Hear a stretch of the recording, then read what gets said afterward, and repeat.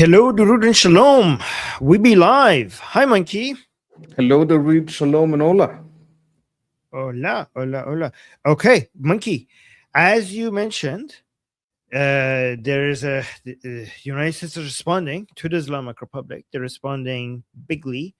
The southern Iran IRGC is being pounded by United States military navy in southern Iran for like days now, and right now it's getting even more aggressive. There's a lot of military, like it's even too it's getting it's escalating to new levels. Even it's not just southern Iran. There are two examples that even came into the mix section, more closer to the north. But the Islamic Republic is being attacked in a much more significant way compared to during the ceasefire. So this is like, the ceasefire is not just officially over, it's also over, visibly over. So is this what you wanted to see? Not enough. Go pedal to the metal. I remember I wanted them to do this 2 weeks ago, a month ago. So, I just wanted them to go harder and faster. That being said, I'm not going to be bad at an increase, right? Increase, good. Increase, good. More, better. Some analysts are suggesting that this is preparations for a ground operation. Like they're saying that this very, very much looks like United States is getting ready, is preparing the southern Iran for some ground operations. It also the current political climate in Israel also suggests that uh, they're getting ready to go back in. Is that what you're saying as well? Look, I've been people. There is this insistence on the impossibility of Americans being able to take ground, being able to defend it, being able to do operations on the ground. And I'm not talking about 100,000 soldiers, right? Each one of these carriers carries like 7,000, 10,000. Like you know, a small group for us, for America, a small group could be 20, 30,000 is a small group for us. And to say that we can't do it, it's too hard, it's impossible. I don't buy it. I just don't buy it. People keep insisting on that. They keep insisting on the past way of doing war, the past way of defense. They keep saying it's impossible, and I think it's very possible.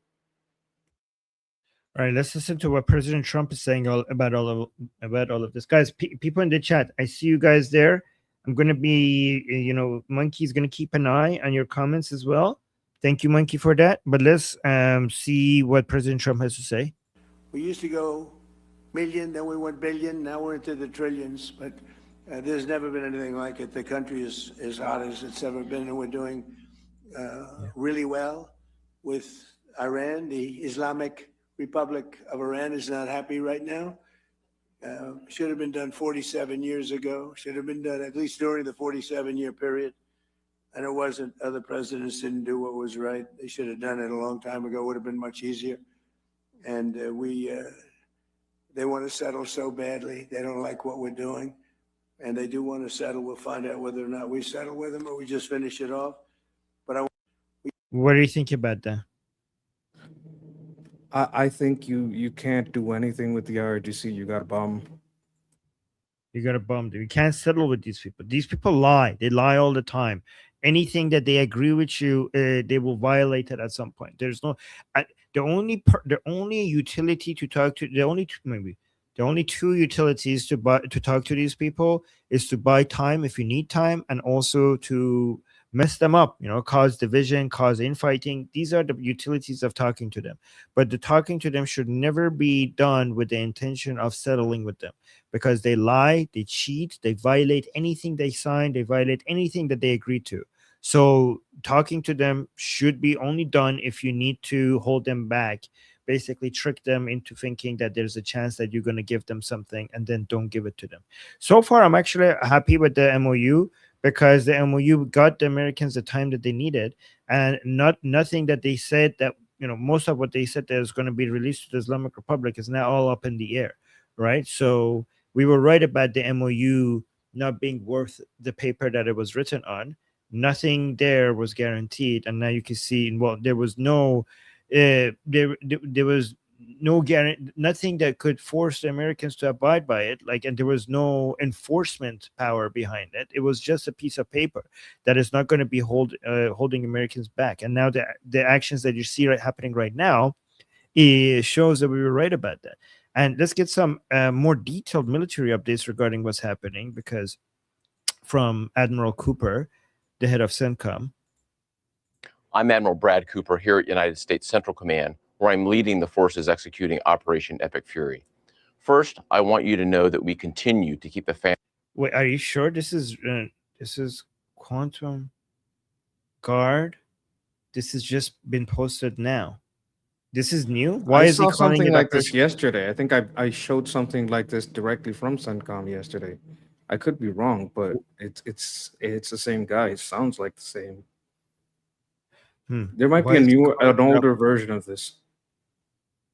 Interesting, because why is he calling it since the first 24 hours of this campaign, Iranian ballistic missiles and drone attacks have dropped drastically?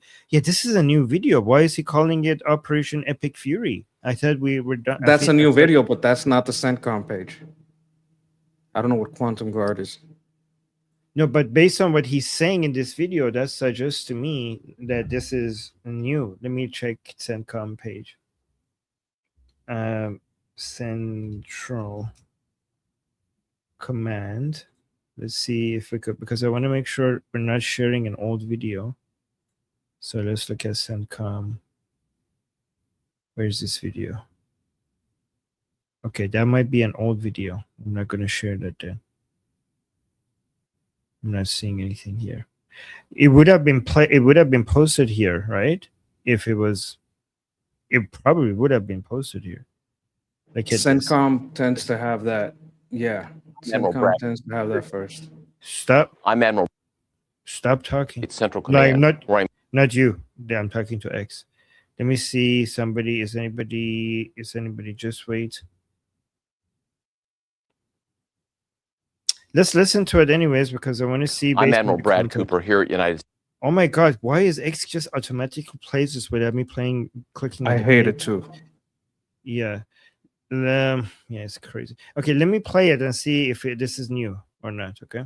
I'm Admiral Brad Cooper here at United States Central Command, where I'm leading the forces executing Operation Epic Fury. First, I want you to know that we continue to keep the families of our fallen heroes and our wounded teammates in our thoughts and prayers. I'd also like to acknowledge and thank the families of the 50,000 American servicemen and women deployed in and around the Middle East. I'm grateful for your selfless sacrifice, and I know that Americans across the country hold you in their hearts. Let me start by offering my overall assessment of Operation Epic Fury. In short, U.S. forces continue delivering devastating combat power against the Iranian regime. I've said this before, but it bears repeating. U.S. combat power is building, Iranian combat power is declining. And we remain centered on very clear military objectives in eliminating Iran's ability to project power against Americans and against its neighbors. Every day, we're striking hard at Iranian ballistic missile and drones. To date, we have struck more than 5,500 targets inside Iran, including more than 60 ships, using a variety of precision weapon systems. Just yesterday, we had strike waves nearly every hour from different locations and directions going into Iran. We also took out the last of 4 Soleimani-class warships. That's an entire class of Iranian ships now out of the fight. I'd characterize our strikes as being unpredictable, dynamic, and decisive. Since the first 24 hours of this campaign, Iranian ballistic missile and drone attacks have dropped drastically. So this is probably old, but I still want to watch it. But it's worth pointing out that Iranian forces continue to deliberately target innocent civilians in Gulf countries while hiding behind their own people as they launch attacks from highly populated cities in Iran. Of course, forces executing Operation Epic Fury aren't just defending against Iranian threats. We are methodically dismantling them by hitting Iranian missiles and drones, as we also strike their defense industrial base. Just last night, our bomber force hit a large ballistic missile manufacturing facility, as an example. So it's not just about what's shooting at us today, it's also about eliminating the threat in the future. Now, let me show you a few of the results from the tremendous efforts by America's joint force. Here, you see an Iranian Jamaran-class warship, a large patrol ship, a drone smuggling vessel, and 4 other surface combatants docked at Chabahar port in the Gulf of Yeah, these were destroyed before. Oman the day They don't have any of these anymore. Right now, it's just mostly the speedboats. before we launched Operation Epic Fury. Here's the same pier 4 days later, all ships Yeah, now I remember this. This was from before, but it's good to watch. taken out of action. This An update. bypass surface Refresher. Yeah, refresher. ship was hit and rolled on its side. Here's another example. Here you see 2 Iranian surface combatants docked at an Iranian naval base near the Strait of Hormuz, just hours into the campaign. And here's what Guys, the good thing right now about the second phase of, if we go back to like full on head to head, like escalate to Operation Epic Fury levels, none of these exist anymore. Like right now, the Islamic Republic doesn't have any of these. They only have speedboats, mostly have speedboats. they look like 3 days later, engulfed in flames after we struck them with a precision weapon.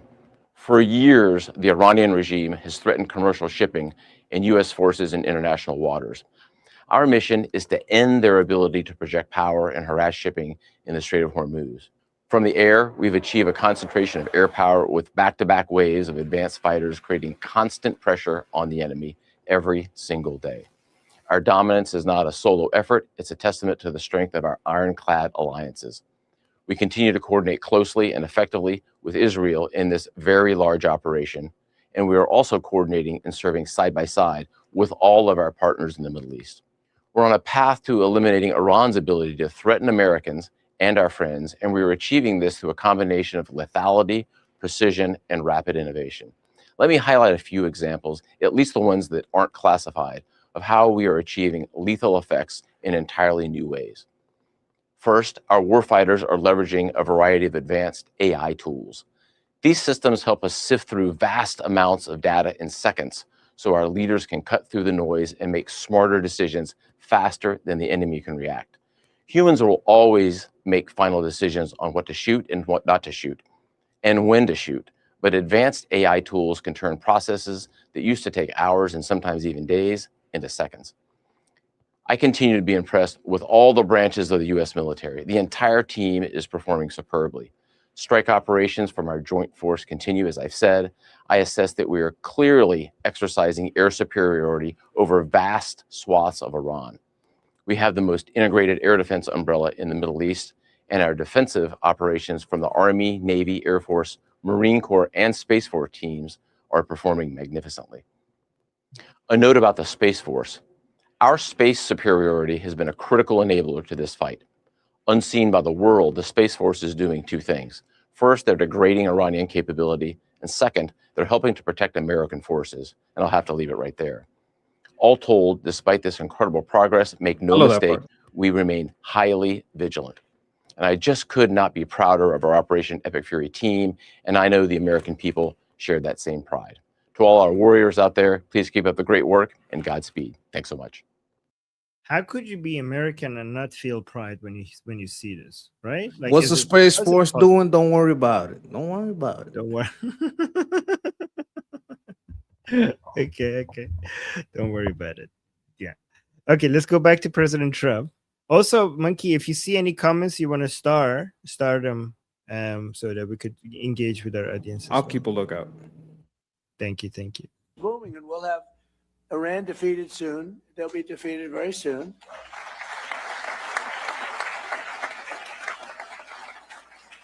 And then I guess it'll be even better. But even during this, it's been amazing. I mean, booming, and we'll have.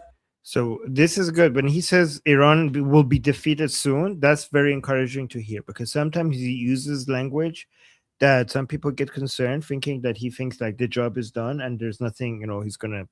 So you can see the language keeps changing, going up and down, right? Sometimes he says certain. Monkey, can you mute your microphone? I'm hearing your background. Sometimes, for example, President Trump says that, oh yeah, they're already defeated, regime change has happened, the Islamic Republic is destroyed, and some people get concerned that, okay, he's basically pulling out, this is Taco, Trump is moving away, he tried it, and now he's not going to do anything. But then the other days when he says something like this, then it become encouraging. Like, okay, so nope, we're back onto the job is not done. we're going to be defeated soon. So what has happened so far was not mission accomplished. What has happened so far is not a full defeat of the Islamic Republic. The worst for the Islamic Republic is yet to come. So this is so encouraging to hear. Go on, Monkey.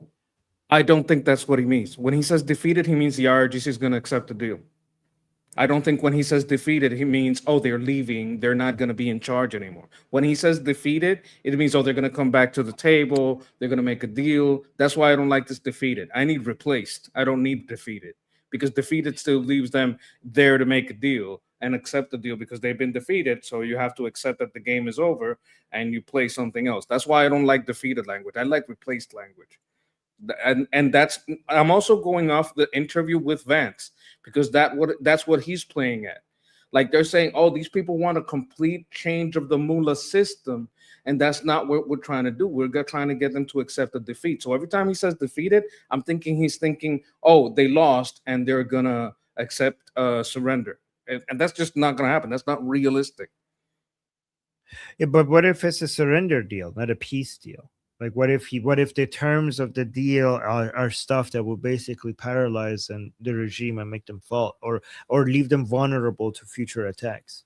I know that's not a possibility. They're never going to accept this surrender deal. Are they going to publicly say, "Oh, we accept that you're going to come in and take this uranium. We accept that they were never like this is just this is on another planet maybe, but not this one." Yeah, but as long as they push for that and accept nothing but that, then they're gonna either the impossible will happen and they will submit and surrender, or you keep hitting them with that goal in mind until the whole thing falls. The only surrender deal I see happening is Golubov says, "Look, I declare this to be an unfit and unexisting government. I'm gonna give you the papers and sign them that it's an unconstitutional Mustafa. This whole regime has gone against the constitutional, format, organization of the government. This is not a government that exists. So I'm gonna fuck off to France or fuck off to Russia." And here's the paper that says this is an illegitimate government. So you go and declare a government in exile. That's the only surrender deal I would accept. If Golubov wants to sign that in Pezhishkian and they want to just fuck off to France or wherever, that's fine. But this Sisyphusian, Sisyphus, the guy that rolls the boulder up every morning. Yep. Oh, they're going to accept the deal now because they're defeated. They're going to accept the deal now. That's not going to fucking happen. It's never going to fucking happen. So I don't like it. Okay, but here's a steel man of what's happening for President Trump. Saddam, for example, right? Saddam, a lot of people think Saddam fell because the Americans invaded Iraq and then they finished the job in 2 weeks, right? Was it 2 weeks? I think 2 weeks, right? But that's not why Saddam fell. Saddam's fall started years before the American invasion, right? It was death by 1,000 cuts. So it was all the pressures, all the previous attacks, all of the sanctions, so this is what we're seeing right now. Is it might be death by 1,000 cuts of the Islamic Republic. It's slower, but it will, like, the ceasefire, then hitting them back, then ceasefire. I'm not saying I honestly prefer getting it over with, like just getting it over with, taking it out like a tumor that it is. But even if they don't do that, I agree with everyone else here. That's our preference, because the Iranian people are suffering and the world is suffering for having this disease called the Islamic Republic, and we all will prefer that we could get rid of it faster. But even if that doesn't happen, all of this, talking about deal, negotiation, MOU, ceasefire, and then hitting you again, this is draining. Like, the Islamic Republic is bleeding.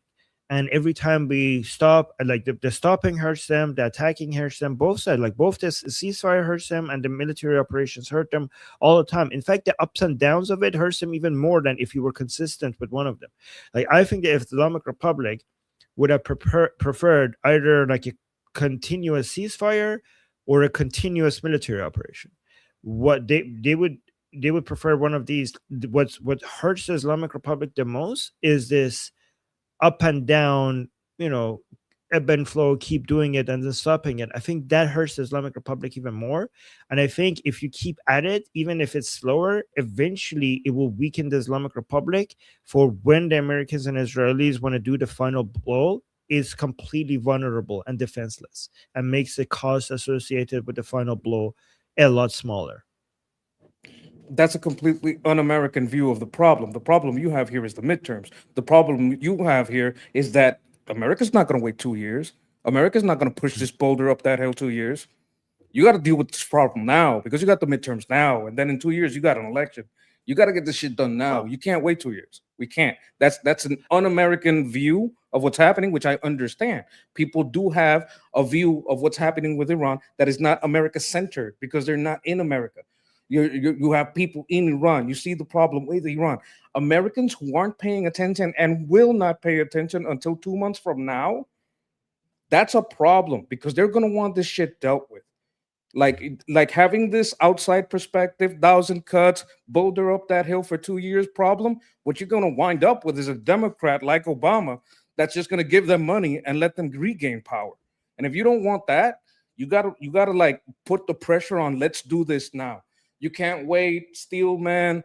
Like, I understand we are having both sides of this argument, but I would say to the people that respect and like Trump, you got to put the message out there to whoever's talking, whispering in his ear, hey, we got to get this done down. These people cannot be dealt with. You got to go for literal regime change. So, just to be fair, like, just to be clear, my view is not un-American. I just want to add to that. I'm not negating. Okay, my view is not un-American. I actually pay very close attention. Like, I've been talking about the midterms, about the internal politics of America a lot. You know, we could say that my views are wrong, but it's not un-American.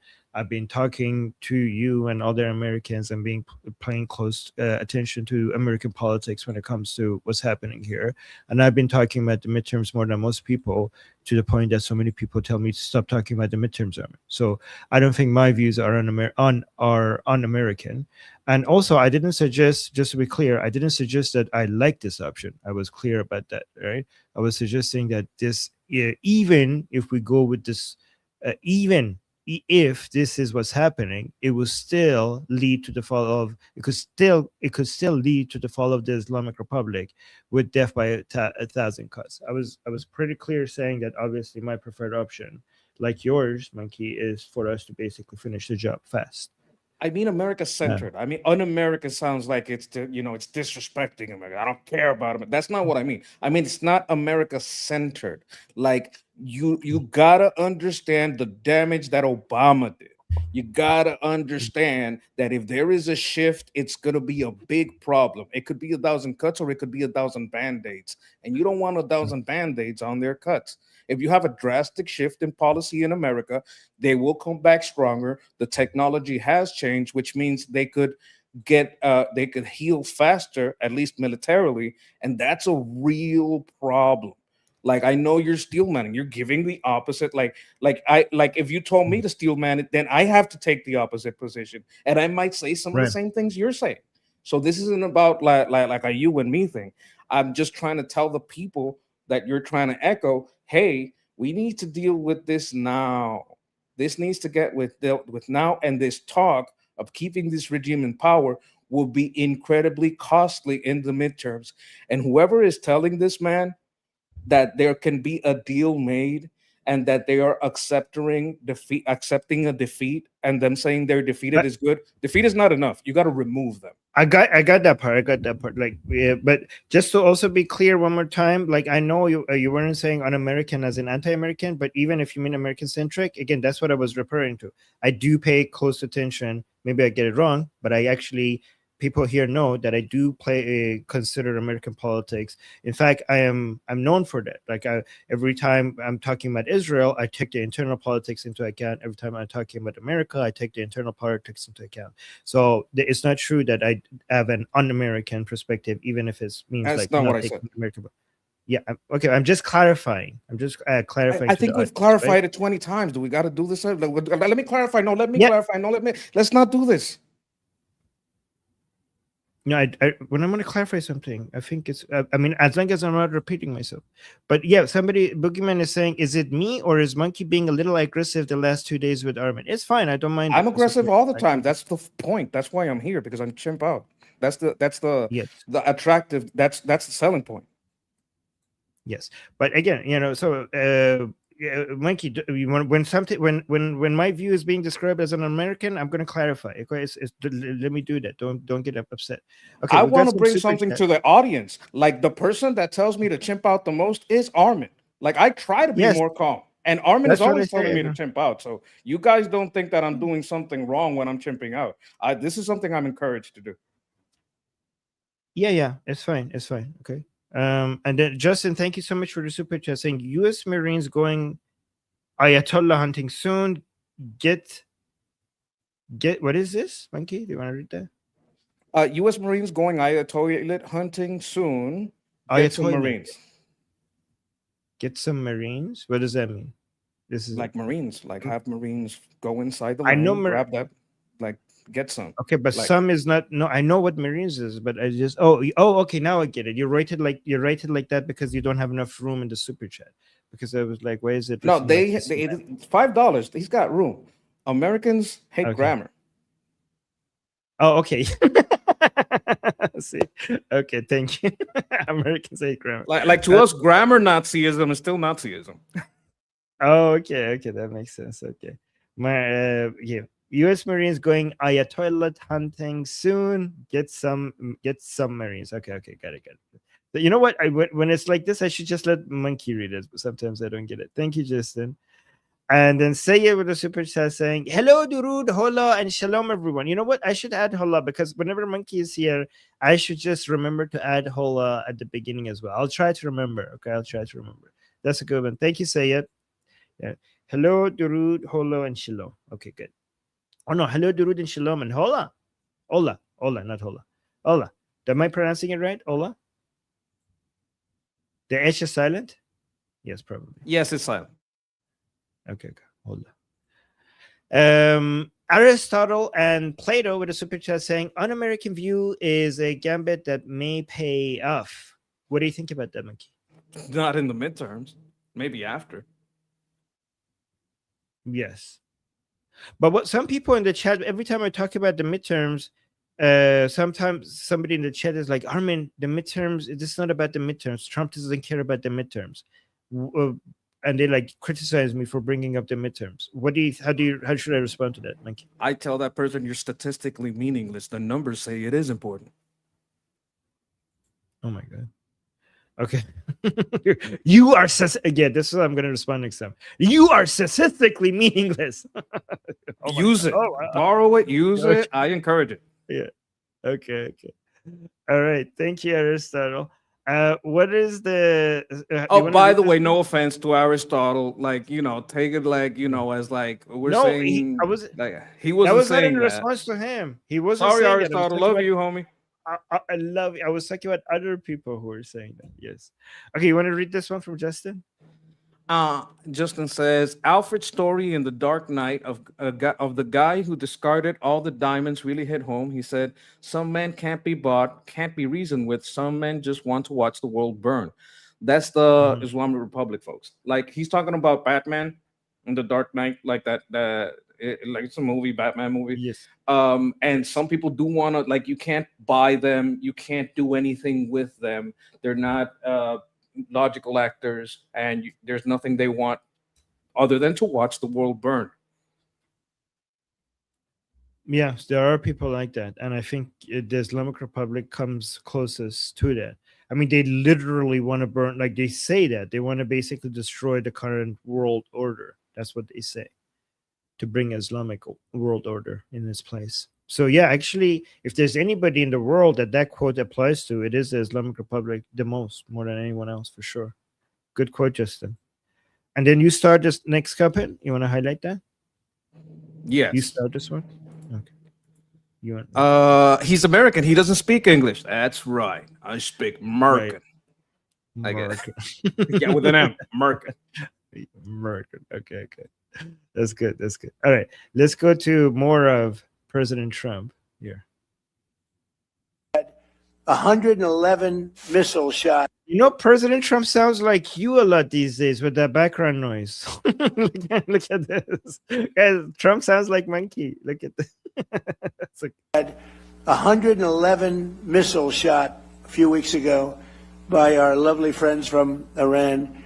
They were aimed at the Abraham Lincoln, which is a beautiful aircraft carrier, by the way.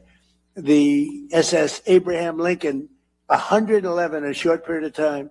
Out of the 111 missiles shot, 111 missiles were knocked into the sea easily. Think of that.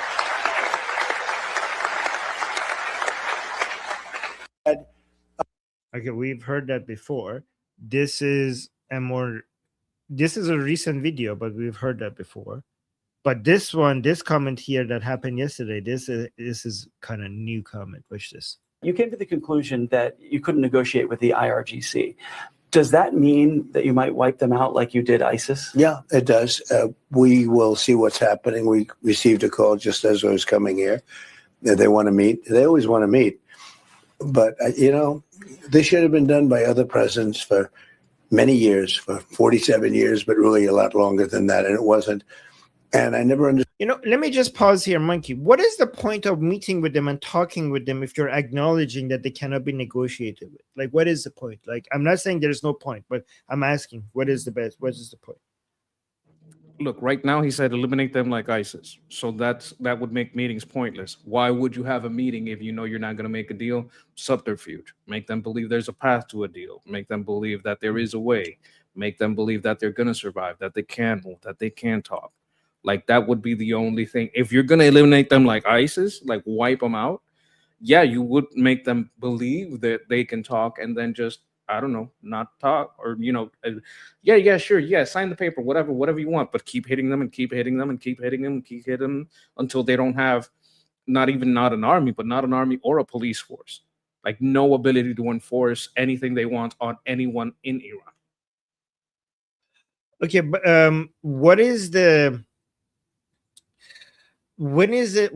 at what point, if you don't see, so right now the level of escalation is not to your liking, you want a lot more, right? By what point, if it doesn't get to that level, like, would you be disappointed? I mean, I think you're already disappointed, but you've really like start getting really, upset with President Trump. Like, by what date, if there is any date that you could put your hand? September 1. September 1. So if by okay, September look, I'll 1, push it. It can't be October. It has to be September. It has to be like, you have to have such a surge as far as bombs that I'm talking about every in-house, out-house, doghouse, anything that has to do with the IRGC.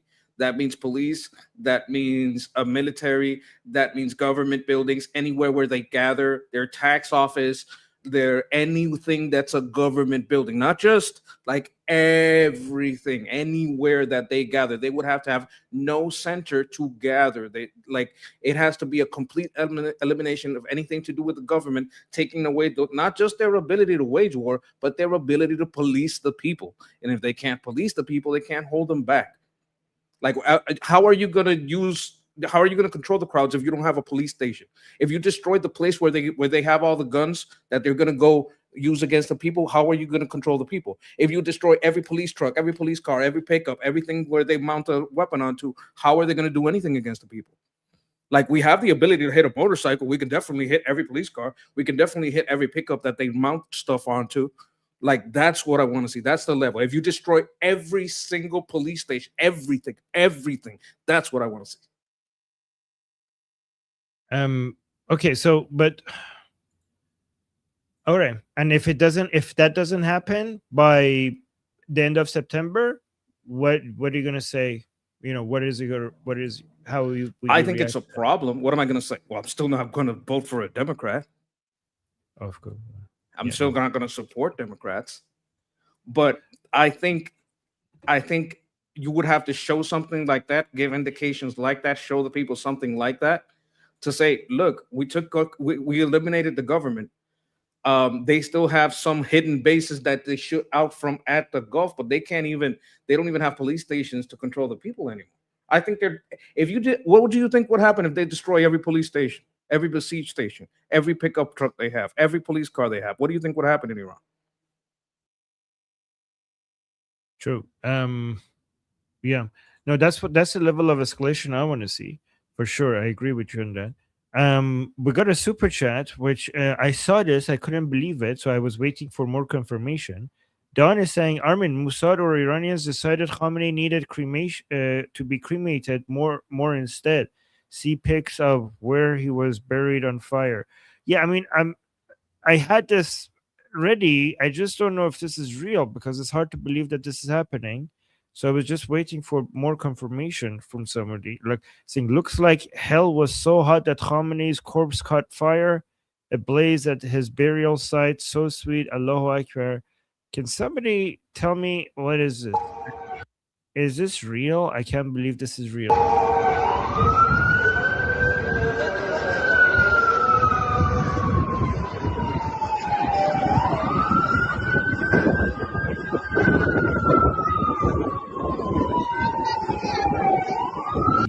Yeah, I'm not gonna believe this until this is confirmed somewhere else. Let me see. Do we see this on Shin? But are they saying it's a fire or a strike? Because that's two very different things. Fire, anybody locally can go make a fire there.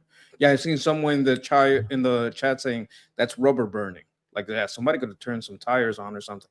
So I don't know if that's sabotage or like a strike. That's still a big deal that they managed to do this, if it 100%. is the case. Yeah. But I'm not seeing it anywhere official being posted. Let me see. Nope, I'm not seeing it. Oh. Yep. I'm not I'm assuming if something that this was real, they would be posting about it more. But I'm not seeing it anywhere. But yeah, I saw this being shared. Interesting though that people are sharing that.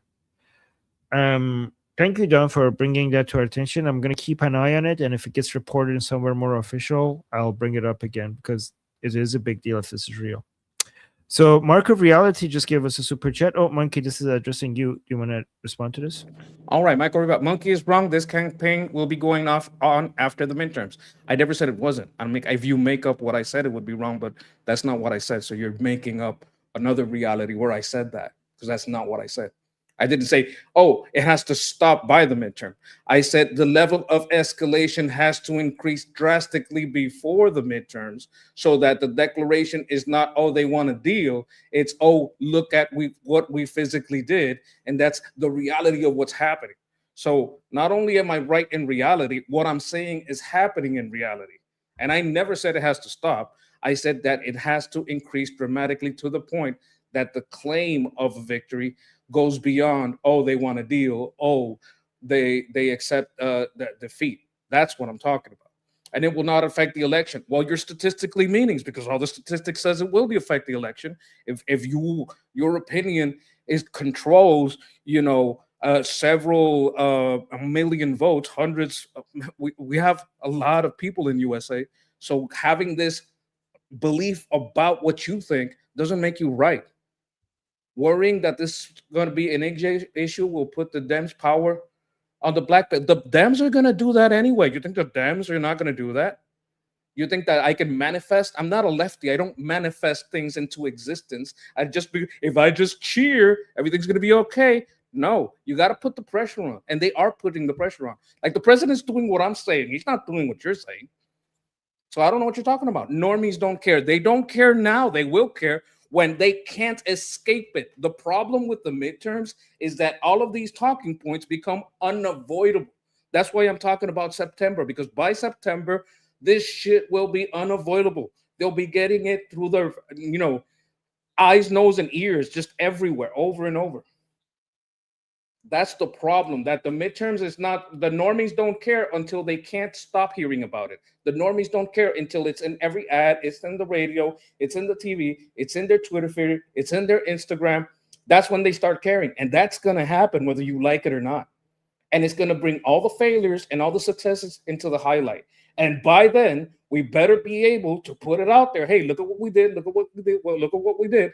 To such a difference from the beginning to the end that the left can't say, hey, it's just the same thing for 6 months. That's the point. I didn't say it's going to end. I said we have to show a difference. We have to show a surge so large that when September comes, we can say, look, we tried. When we couldn't do anything, look at how fucked up they are right now. Look at how we fucked. Look at this. Look at this. This is airtight. We got them from every angle. Okay, look at this. Thank you, Mark of Reality. Thank you for the super chat. Oh yeah, How thank do you you. respond to? Thank you. How do you respond to this? I don't know where you're getting your polls. Why would I believe you? No, read them first. Oh, Red Kings. All the new stat polls say we are doing good. What do you mean we? No, well, I don't understand. okay, That we're gonna win? So, Monkey, when people are saying something like they're not asking you to necessarily believe them, but we could check. We could like you could tell them if it's correct or not. Like it's not coming with the demand to believe them, right? We could check and we could tell them why they're right, why they're Look, wrong. I'm gonna tell you what right now. Every stat that has ever been taken at this far away from an election is going to say something drastically different than what is said during a month or 2 months out to the election. So the stats that you want to focus on is number one, the aggregate, number one, the central right and right polling, because those are the ones that might come out. That's like an indicator. These aren't hard set. These are indicators. The indicators are saying we need to start getting this done. We need to start getting this done. Like we're having those alarm flares, right? But you can't go off everything is fine now, and from that extrapolate that everything is going to be fine in 2 months. That's number one. Number two, I would have to look at the statistics. I would love it if you told me what poll you're talking about, because we have very biased polls, and then we have aggregate polls that take the right and the left into account, and then there's some polls that are like, what is the one? Lyrical politics? Is that the one? Lyrical politics? Yeah, some people are saying fake polls. Like half the chat says we're fine. The other half of this chat says we're not fine. Those are fake polls. So like I can't go off one person. That's why I say, hey, guys, I'm statistically meaningless. Armin is statistically meaningless. Everyone is statistically meaningless. We got to look at the data. And don't take it personal. I hope you don't take it personal. Look at what Bill is saying. Do you agree with Bill? Basically, if it drags, like if it keeps going like it is, like for months, Americans will increasingly side against Trump. Yes, that's exactly what's going on, because they're coming to the table. They're coming to the table. 1 month, they're coming 2 months. They're coming to the table. They're defeated. They're coming to the. Then why is this? If they're defeated, why is this going on?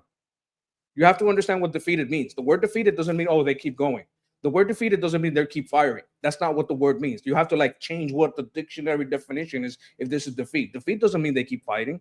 Defeat doesn't mean they keep firing. Defeat doesn't mean they have the power still to affect shipping. Defeat doesn't mean they still have the power to affect the strait. Defeat means defeat. You can't change the definition of defeat. And people are not like super geniuses, but they know what defeat means. And defeat doesn't mean you can still control and affect all these things. So he Monkey, here's what I asked Gemini, and I'm not saying it's true because Gemini is saying it, right? And the summary of it again, but looking at the polls that Gemini has access to, and again, I know it's biased, I know it's lefty, but I just want you to respond to it. This is what AI is saying, and I'm using the pro extended version, right? It's saying the statistical consensus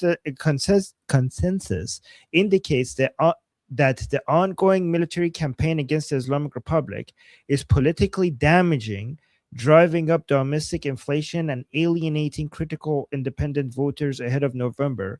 Unless the administration can swiftly stabilize energy markets and resolve the conflict, Republicans face a highly unfavorable electoral environment in the House of Representatives. So, how do you respond to that? Thank you for proving me right. Yes, that's exactly what I was saying. Okay, but this suggests that, like, if the military operations escalate, they have to be able to finish the job. No, there's a key before word in November. there. You have to win. It's not just finish, it's win. Yeah, that's what I meant. Sorry. Thank you for clarifying. But do you think that if they escalate like now, they will be able to win before November? The option is doing nothing, and that's worse. They have to escalate and win. It's not just not escalate. It's not wait after midterms, because after midterms leaves the same problem. You didn't get the win. Like, you have to get the win. That's what's important. It can be a visual win. It can be a military win to the point where they can't attack. But you can't claim defeat if the guy is still hitting you. Like, even if he's lost 2 legs and he just has 1 arm and he's hitting you with 1 arm, he's still hitting you. You can't say you defeated him. You got to cut cut metaphorically both arms and the head and burn it. And because defeat is something that people understand, and you can't say you defeated these people if they're still attacking the strait and they can still hold back shipping. So Steve is saying Gemini isn't biased. LOL. Well, I say that because I know a lot of people get their guards up whenever you use AI. But like, oh, AI, Armin, you're so naive. Why are you using AI? That's why I said it, to basically get people's guards down. And then Steve saying Gemini isn't biased. LOL. Depends on the sources it's using. This is why every time I ask a question from Gemini, I ask it to make sure that it gives me the sources that it used. So here are the sources that it used: Council of Foreign Affairs, Council on Foreign Relations, Bookings Institute, the Polish Institute of International Affairs, Marist poll, YouGov, and the Economist poll. So those are the sources that you use. So judge based on whether or not you accept those sources or not. Okay. Do you want to respond to this? Quickly respond. Oh my God, there's so many. You're starting so many things. You want to respond to those stars and then go back to President Trump? Okay, we're gonna talk about the Black Knight. 'Tis but a flesh wound. 'Tis but a scratch. The Black Knight. It's just a flesh wound. I'll gnaw at your ankles. Yes, that's kind of the situation. We gotta just like make it so these people can't attack the strait, and that's very difficult. I think the best way to do that is either you destroy every single structure physically that can attack the people and the strait. And with having them stop attacking the strait is harder. But if you make it so they can't attack the people, they'll be so worried about the people that they don't care about the strait because they won't have enough personnel, right? Maybe this is just me like brainstorming out here. But I think if you have an option right now, if I'm Trump right now, and I got to say, look, I got to show some kind of victory before the midterms, because I can't sit here and say they're defeated every day for 4 months and they're doing the same thing every day. Like, okay, so if they're defeated yesterday, they're defeated today, they're defeated. What does defeat mean? Am I reshaping the meaning of the word defeat? You can't just keep saying defeat, defeat, defeat, defeat. If they're defeated, how can they keep attacking shipping?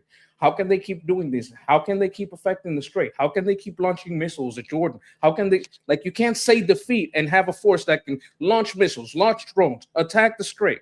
You can't do that. Like no matter how much, oh, this is a leftist talking point. Yeah, that doesn't mean it's not a fact that the missiles aren't going out. The missiles are factually going out. They're factually hitting Jordan. The drones are factually coming out.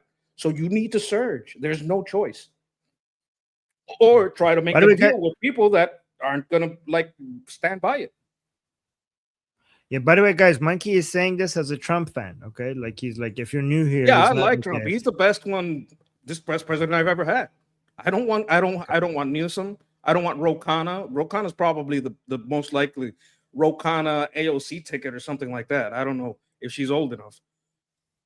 But Ro Khanna's probably stronger on the ticket than Newsom. I don't want a Ro Khanna ticket. I don't want Newsom. I don't know. Whatever they bring, I don't want it. I want the conservatives to win. The biggest win that we have right now is that the SAVE Act passed Congress and the home front is looking so bad that they might win the midterms anyway. That's the only thing that would say, well, maybe they win anyway. But you're gonna make the center people not care. Like the left side might not vote because they're left center, might not vote because they're not motivated. They're like, look, these people don't even represent my blue dog Democrat values. I don't want to vote for them. What you don't want to do is have the center right not vote because they're disillusioned over what's going on overseas and the price of stuff. That's what you don't want. So I know I'm, sorry again, guys. I know some of you hate AI. I'm just going. I asked Gemini for clarification. I just wanted to see how Monkey responds to this. Okay, so I'll read this. Okay, a monkey. Don't get angry with me. Get angry with AI if you don't like it with the Gemini. Again, it's using the sources. Is YouGov, Economist, Emerson College Polling, and APNORC and Ipsos. Okay, so that's the sources that it's using, and it's saying the polls do not suggest that President Trump's need to get a massive victory to survive the midterms. Instead, the data unequivocally demonstrates that the pursuit of this victory is what is currently destroying his midterm viability, escalating the current conflict further to secure a definitive win in quotations, against the Islamic Republic, would likely how do you pronounce this? Exacerbate. Okay, exacerbate. It's like masturbate, but more exacerbatory. Okay. Yeah. Okay. That exacerbate. Masturbate. Exacerbate. Okay. The very economic conditions, specifically energy prices tied to instability in the Persian Gulf, that are driving voters toward the Democratic Party. The current statistical consensus reveals that the electorate views the military engagement against the Islamic Republic as a severe economic determinant, preferring immediate de-escalation over a protracted quest for decisive victory. Consequently, the administration's midterm survival hinges not on a massive military triumph, but on mitigating the domestic financial fallouts caused by the conflict. Voters are punishing the administration for the economic consequences of the war against the Iranian regime rather than demanding further escalation. So, Monkey, respond to that. I would say thank you for telling me I'm right, because what it's saying is that, like, basically what it's saying, you can't get a definitive win. You just need a win. Like, he needs to something that's not the same. He needs to win. So that might be done militarily through escalation, but it can't be the same.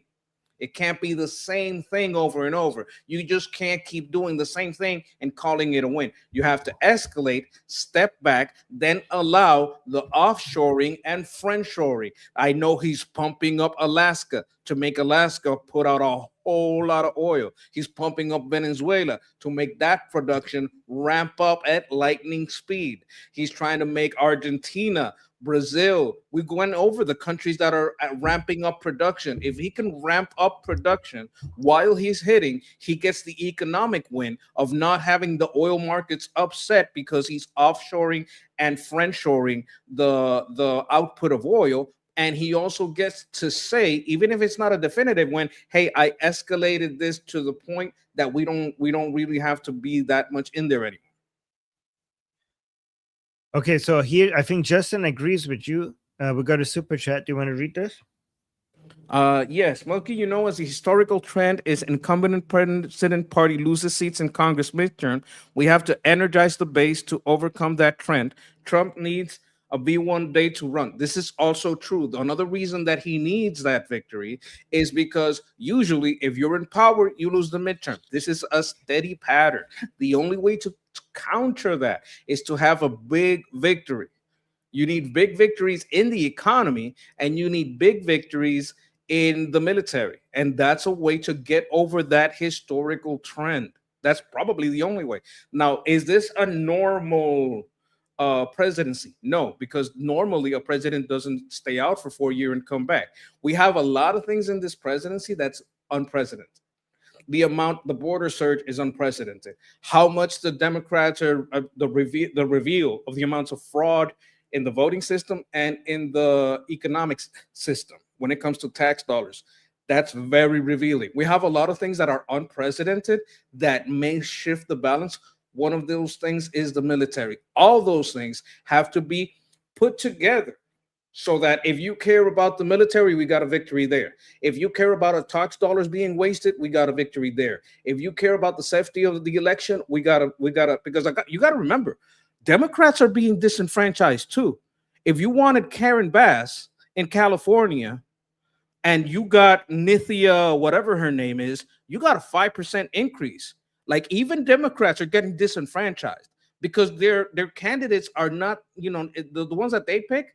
If you go statistically by logic, something's happening that they're not getting elected. So even Democrats are losing choice, and some of them are got to be pissed about that. So there's wins in every category, and we need wins in every category to win the midterms, because usually we don't.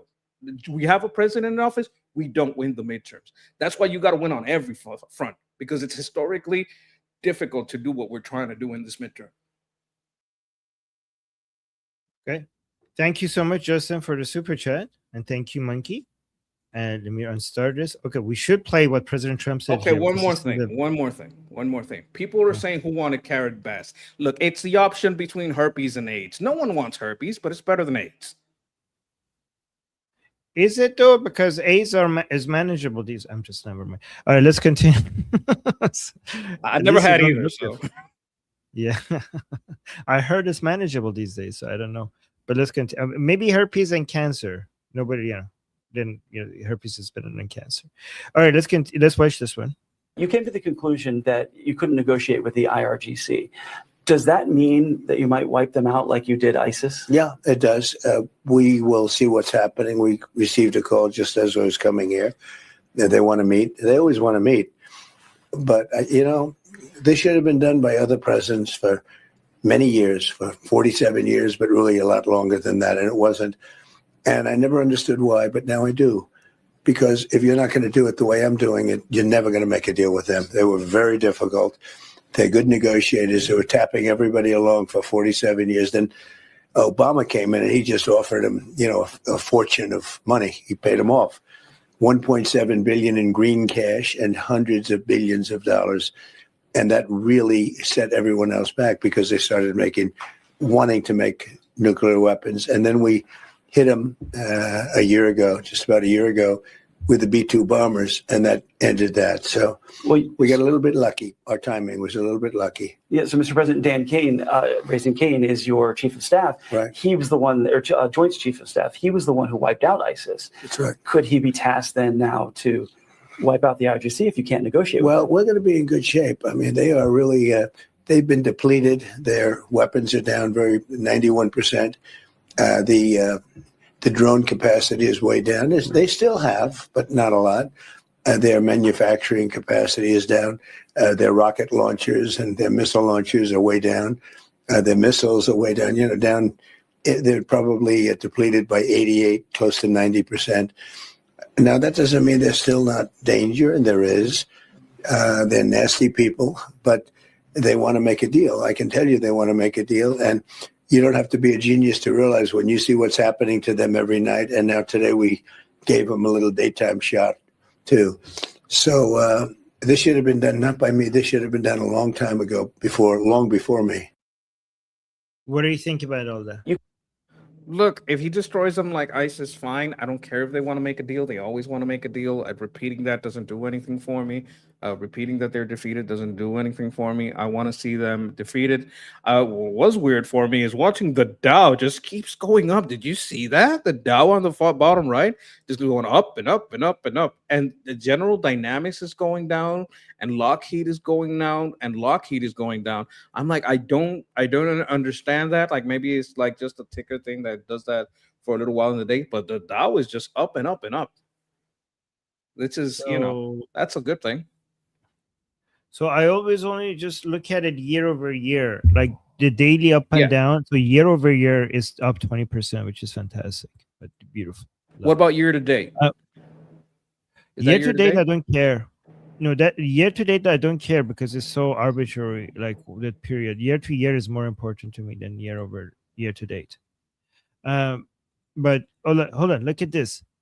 I wanted to get your opinion about this Truth Social post by President Trump. This happened yesterday, and we watched it with Ellie. I wanted to see your reaction on this. Oh, you should read it. You want to read it? Iran has allowed an American citizen who was wrongfully detained in December of 2024 under the presidency of Sleepy Joe Biden to leave the country. She is now safely outside Iran and in good condition. The United States of America appreciate this gesture of goodwill by Iran, President Donald J. Trump. You know what? Like, you can't slap that back because there's probably more. Like I don't think that's the only one. Like if I had to count them, I would probably say there's, I don't know, 100. How many Americans are within their custody? Like you can't slap that back. If they want to, like I wouldn't say that's not saying that's going to have an effect. That's saying thank you for this, right? This may be an overture, a gesture to get back to the table, and you could just take that. Oh, thank you. Oh, yes, yes, we're going to talk and keep striking, keep striking, keep striking, keep striking. Do what they do. They lie about a deal and keep striking, so we lie about a deal and keep striking. And say, what? You do the same thing. What are you talking about? No, we're still talking. Sure, there's going to be a peace, buddy. Just keep striking, keep striking, keep striking. But okay, so yeah, and this is probably when President Trump came out and said that we're going to basically destroy this and this and that. We're going to hit their infrastructure. We're going to hit their bridges. What I think happened here is Ghalibaf got on the phone with President Trump and he wanted to do something to hold President Trump back, and this is what he could come up with. This is probably Ghalibaf desperately trying to get President Trump not to react too aggressively, right? I'm not saying it's going to work, but this is probably Ghalibaf's doing. Look, I completely agree.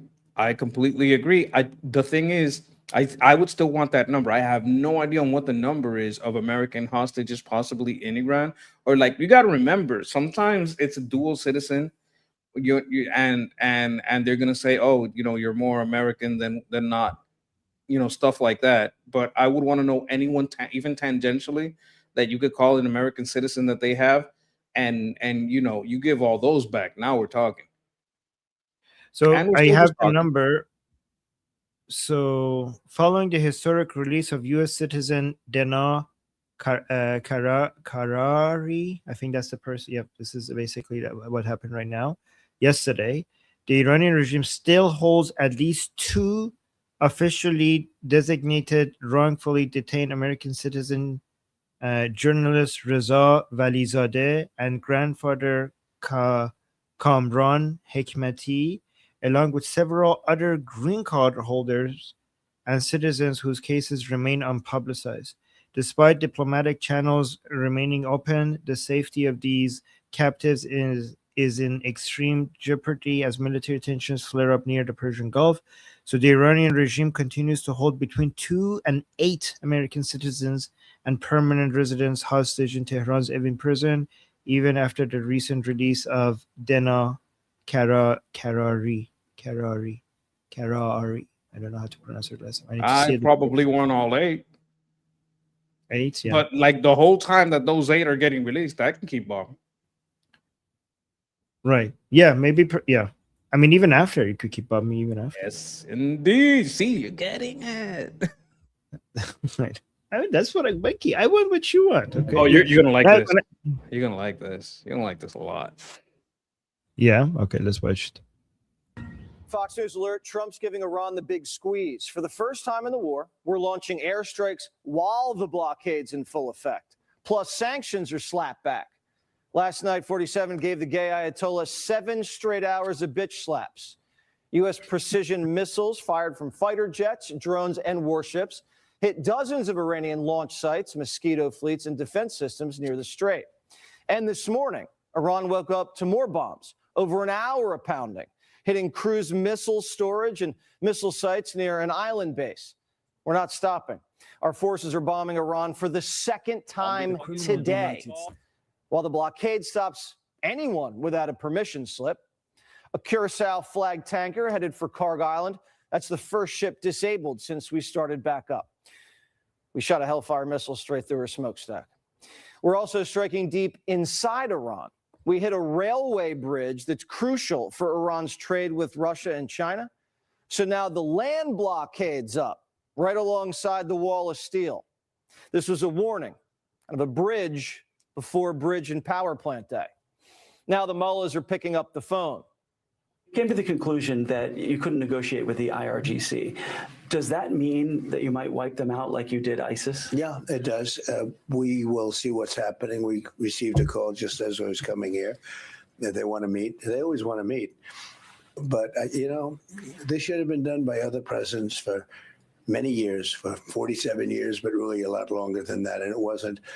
And I never understood why, but now I do. Because if you're not going to do it the way I'm doing it, you're never going to make a deal with them. They're scraping for leverage. Terror is the only card they have left. So they're flinging drones at their Gulf neighbors. And now the mullahs are after our boys. Iranian politicians want the IRGC to invade one of our bases and kidnap 100 soldiers, hold them hostage in Tehran. Good luck with that. We had 111 missiles shot a few weeks ago by our lovely friends from Iran. They were aimed at the Abraham Lincoln. Out of the 111 missiles shot, 111 missiles were knocked into the sea. And I called the captain of the ship. He wasn't even sweating. 111 missiles are coming at you. And he's drinking his coffee, taking it easy. The mullahs can lob as many ballistics as they want. We'll shoot them down. There's nothing they can do to us. That's why we own the Strait. It's open if people want to go through it. We're not opening it for Iran. That's the only one it's closed for. It's closed for Iran, both in and out, but it's open now. A lot of things have happened, Trey, in the last few months. Pipelines are being built. We're coming up with great alternatives, including Texas, including Alaska. Nothing leaves unless we say so. And their neighbors are building pipelines around Hormuz. They'll have oil flowing without Iran getting their slimy hands on it. And with the land and sea blockade, they can't get their oil out. So what are they going to sell instead? Pistachios. Now, the commander-in-chief was in the Situation Room. He's being presented with more options. Sources say Karg Island's in play. So's Pickaxe Mountain. David Bellavia. Wow. I love the way he talks about this stuff. He was so sassy. He brought the spice. Yeah. That was spicy. That was sassy. I love it. You got to remember, I come from a time when you couldn't say bitch on TV. This is Fox. And he's talking about Fox bitch TV. slapping people. I'm on board. I'm on gay Ayatollahs getting bitch slapped. I said it on TV. Amazing. Monkey, I do have some concerning. The Islamic Republic does have some leverage that might make things challenging and stop President Trump from doing escalating things further. And this is something that we haven't shown before. Watch this.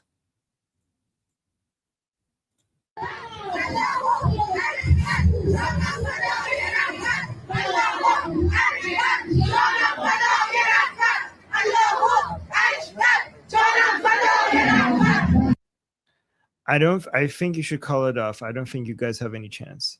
I'm Honestly. terrified. I'm horrified. This is unsightly. I don't know how we're going to be able to deal with this. I mean, probably more afraid of their cooking, because the way they're putting the pounds on, they might be good at it. That's where they're dangerous. No, I've heard I just Iranian think that if cooking you is just very roll- good. No, I honestly find the greatest danger is that if you just roll these towards American soldiers, you don't have any chance. I don't think the gun is that dangerous. I think if you just roll them on the ground towards the American soldiers, that would Bowling strategy. It's just like bowling Bowling. balls. I get it. They obviously don't know what they're doing. That's a very bad way to they've had a day of training, if anything, just to hold that gun, and they're failing. Yes. I don't understand what the white flags are. Why are they already holding a white flag? You see that? I was watching this in the Persian show, and I asked Iranians, guys, does the white flag mean something different in Iran than in America? Because in America, it means that we're surrendering or something like that. And they were like, no, in Iran, it means the same thing. So okay, then can somebody explain why are they holding a white flag? Can somebody explain this to me? I don't understand. Why are Isn't they white holding... what extra sad penguins wear? Yeah, but they're supposed to wear it, not hold it as a flag. Yeah, that's it. That's a good point. That is an excellent point. Are they surrendering? I don't know what this is.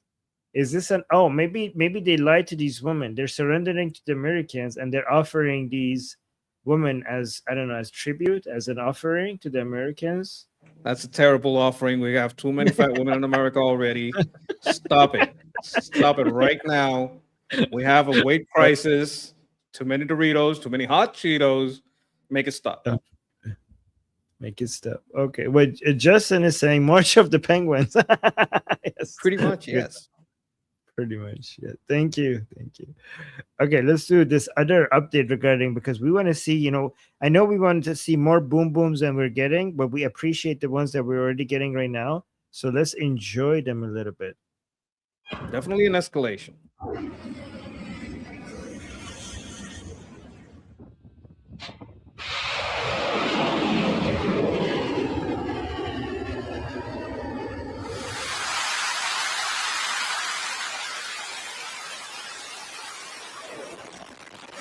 That's an F-18.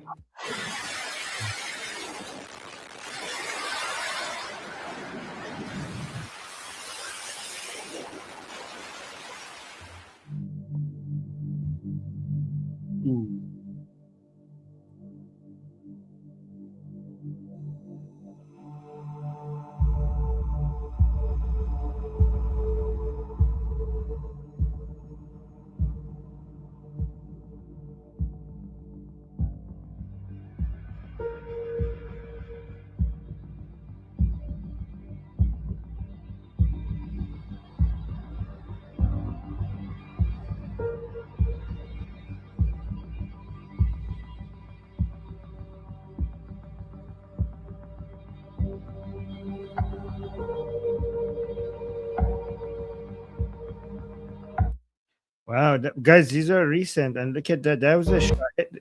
This car was carrying a Shahed drone, right, at the back. Yep, I think that looks like a drone. I think that's what it is. And so here's the explanation. U.S. Central Command says its the latest wave of strikes against Iran has been completed. CENTCOM said U.S. forces struck Iranian command centers, air defense sites, missile and drone capabilities, and coastal surveillance facilities to further degrade Iran's ability to threaten commercial shipping in the Strait of Hormuz. The military said the strikes were carried out at the direction of the commander-in-chief of the U.S. As the U.S. continues operations against Iranian military targets. I think like the main target here should be the driver, because you want to, if you take this, you will just take one drone. But if you take out the driver, then you send a message to everyone else to just don't show up. Do you think you survive? I don't think so, but that's what I think the target should be. I mean, look at the target looks. They put the target is obviously the drone, right? But I think the target should be up here, not down here. But I don't think he survived anyways. Yeah, I think like if you hit the drone just right, it's going to kill anything within like, I don't know, 20, 30, maybe 40 feet of it. Like that, it's going to be devastating. That guy's probably dead. Hopefully. This is, you wanted to, you start this comment? Yes. Props to whoever got that lady out. Check out the lawyer that worked on getting Dana Karari freed. Says I am Marie. Jared Genser, the human rights lawyer nicknamed the Extractor, has managed to free over 340 prisoners from 20 countries in 2 decades. So apparently they had kind of like an expert working on her case. And, that guy, if he's an expert, he might know when it's the best time to move on that. I'm hoping, they could get him to work on the other 8 because, like 1 is too many. 8 is definitely too many. So we would want that back. We want them all back. Thank you, Mark. Thank you so much. Thank you. And okay, so let's now move to JD Vance, because you mentioned it a couple of times. I want to get your reaction on some of this stuff, right? So, okay, I will let you know what I think about this, and then also want to hear your opinion. So let me just play this. JD Vance was on Joe Rogan yesterday, and his comments angered so many people. So many Iranians are angry, so many Americans are angry, so many Israelis are angry. So there's been a huge reaction to especially these 35 seconds right over here. It's not awful. Good. It's not. It's Not awful. good. It's Yeah. not good, right? And so, like, if the Iranian people want to rise up and change their government, that's up to them. But we're not going to send 150,000 ground troops in order to accomplish a change in a regime unless the people on the ground themselves want to accomplish that outcome. Now, we're not going to send the troops in regardless, but like to propose sending in the troops, you're basically saying that the U.S. military should do the job for the Iranian people. We're not in that business anymore. We're just not. So I don't know if this is JD's fault or the question, but this is not what people have been asking for.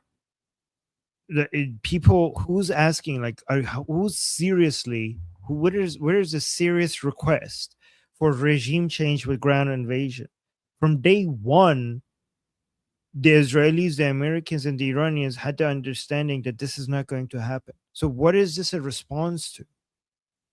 Like, Imagine I tell you, we know. stop. Yeah, go on. Imagine I tell you, hey, we know you drive your car. Please stop speeding. And you say, I'm not going to stop driving. It's like, well, that's not what I asked you.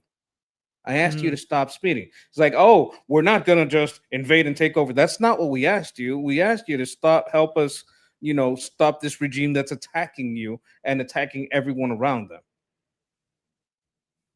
Exactly. Do you understand what I'm saying? Like the analogy? Is it good? Exactly. And it's a straw man. It's responding to a position that is not our position. The Iranian people know this. What the Iranian people are saying is that we have an enemy that happens to be your enemy. Okay. If you weaken it enough for us to be able to do an uprising, the Iranian people themselves have been saying that this is our uprising. We are going to do regime change. We just need a little bit of a help to remove the obstacle in our path, or maybe arm the Iranian people, which is basically what I've been advocating for. And this is going to be a great investment for the United States without having troops on the ground. We already have boots on the ground. We have always been saying the boots on the ground are the Iranian people. It's just very difficult to do an uprising when they are unarmed and the regime is armed. If you could weaken the Islamic Republic and arm the Iranian people, then you do not need troops on the ground. And this is not for the sake of the Iranian people. This is for the sake of Americans. This will have the highest return on investment for the Americans.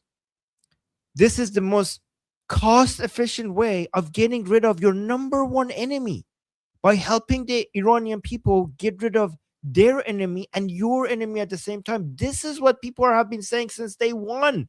So what is this? Like, oh, we're not going to come do your job for you. Who asked you? Who asked you to come do this? We have always said that this is our revolution and our responsibility. You know why this is so pathetic that they say that? Because Americans, your revolution had foreign support. The American Revolution had French support. The French didn't do your revolution for you. They didn't do your revolution. You did your revolution. The American Revolution was not the French doing a revolution. It was the American Revolution. It was your revolution. But you had foreign support. You had the French supporting you. We want to repeat what you did. This is your history. We want to do our revolution. We're not asking the Americans to come do our revolution for us. We want to do our revolution. But just in the same way that you were successful with some foreign support, we can also be successful with our revolution with some foreign support. I think like the only strongman a strongman argument, like the only way I can steel man this is to say he's appealing to the retarded right, he's appealing to the isolationist right, and it's just a ploy for the midterms. And the only other steel man is, look, if Trump is my boss and he says go get a deal, I have to try to get a deal. But what I don't like is the framing that he puts the Israelis in, the framing that he's putting the Iranians in. You could speak on all these facts. You could just say, look, I gotta get a deal. You guys can hate me all you want, The boss is telling me to go get a deal. What I'm going to do, tell Trump no? Tell Trump this is stupid? No. If there is a path, we have to try. Like, that's how I would approach it, right? But the way he approaches it, the rhetoric he uses is just not smart. I think one of the things that's coming out to be clear is that this guy is nowhere near as seasoned a politician as Marco Rubio. Because I bet if I send Marco Rubio and he got the same results, I'm not talking about that he would get farther. Maybe he would, like, I think he probably would get farther. But let's say I had sent Marco Rubio and he had gotten the exact same results every time. His rhetoric on the matter would have been much better. He would have represented the points much better and spoken of what the people's wants and needs are much better. This guy does not have the experience. He doesn't have the experience to treat this the correct way. Because of this, he's kind of copying some points from the ISO right, and that's hurting. That's hurting. Like, if it's between JD and a leftist, I'm not going to vote for a leftist. But if he comes up on during the election, there's got to be a lot of changes before the presidential election for this guy to get elected. And I'm like, if I got to choose, I'm choosing Marco. Like, in the primaries, it all goes to Marco. Yeah. So, by the way, the people who are defending JD Vance in the chat, I'm gonna just mention this one more time. Fuck JD Vance. I understand that if Trump is giving him an order to go get a deal, I completely understand that he has to do what President Trump is telling him.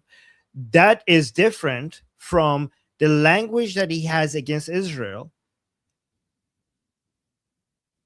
Fuck him for that. Like, fuck him for that. Like, the language that he uses against Israel, the language that he has right now about the Iranian people.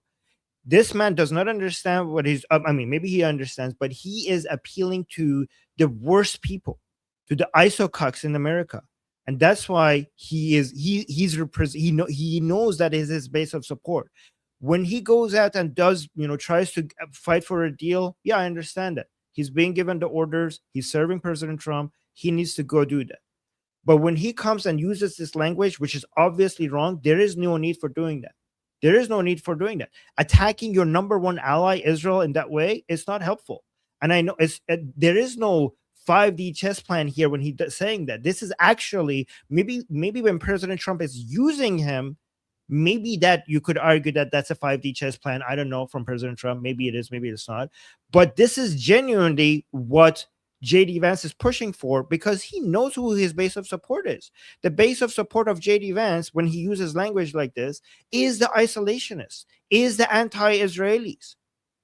So don't tell me like, oh, Armin, don't blame him because he's doing what President Trump is not controlling exactly the language that he uses when he goes on Joe Rogan or other places. When he's talking, he has the election in mind. That's what explains the language that he's using. And again, I'm not criticizing him for going at, and to be fair, there are certain times that he has been speaking that I liked it. Like, for example, his speech at NATO to the European countries, so NATO member countries, that was fantastic. I love that speech over there. So I'm not I don't have like a Vance derangement syndrome, right? I did praise him for the speech that he gave at NATO, but his language on Israel and his language on the Iranian people, there is no excuse for it. Anybody who excuses this language is fooling you. They have an agenda. Like, I think anybody, for the sake of being politically correct and not making the Trump base upset, they're lying to you because they don't want to. In my opinion, they're lying to you because they don't want to piss off their audience who could see like, oh, I have an audience that is so much pro everything that is even Trump adjacent, that I'm not going to be honest with them. I'm not going to actually give them the real takes because I don't want to alienate them. I'm going to basically manage my language in a way so that I could keep that audience with me. It's a very dishonest. Anybody who's basically avoiding attacking any politician, as long as they're even somewhat Trump adjacent, they're not being honest with you. They're being strategic to keep their audience. Even if you disagree with me, at least I'm going to tell you what I think. You could take it or you could disagree with it, but I'm being honest with you. Look, this is why I said, and I could hold the position that he's trying to get a deal, hold the position that I have to make it to talk to these people without saying the things that he said. One of the things that, like, I've seen more of this interview, and one of the things that really pissed me off is when they start talking about APAC and influence, because I know that the FARA lobbying for China is 457 million. I know that's a lobby. That's not, I'm not even talking about what they put into university. 457 million from China that would be against us defeating the IRGC. And APAC total spending, every APAC plus lobby, everything is around 95.7. Qatar, 256 million in lobbying, and with what, not against 95.7. Saudis, $310 million against 95.7. UAE, $242 million against 95.7. So when they start talking about APAC and they start talking about influence, he kind of waffles and he says, look, a lot of people have influence and a lot of people put money in.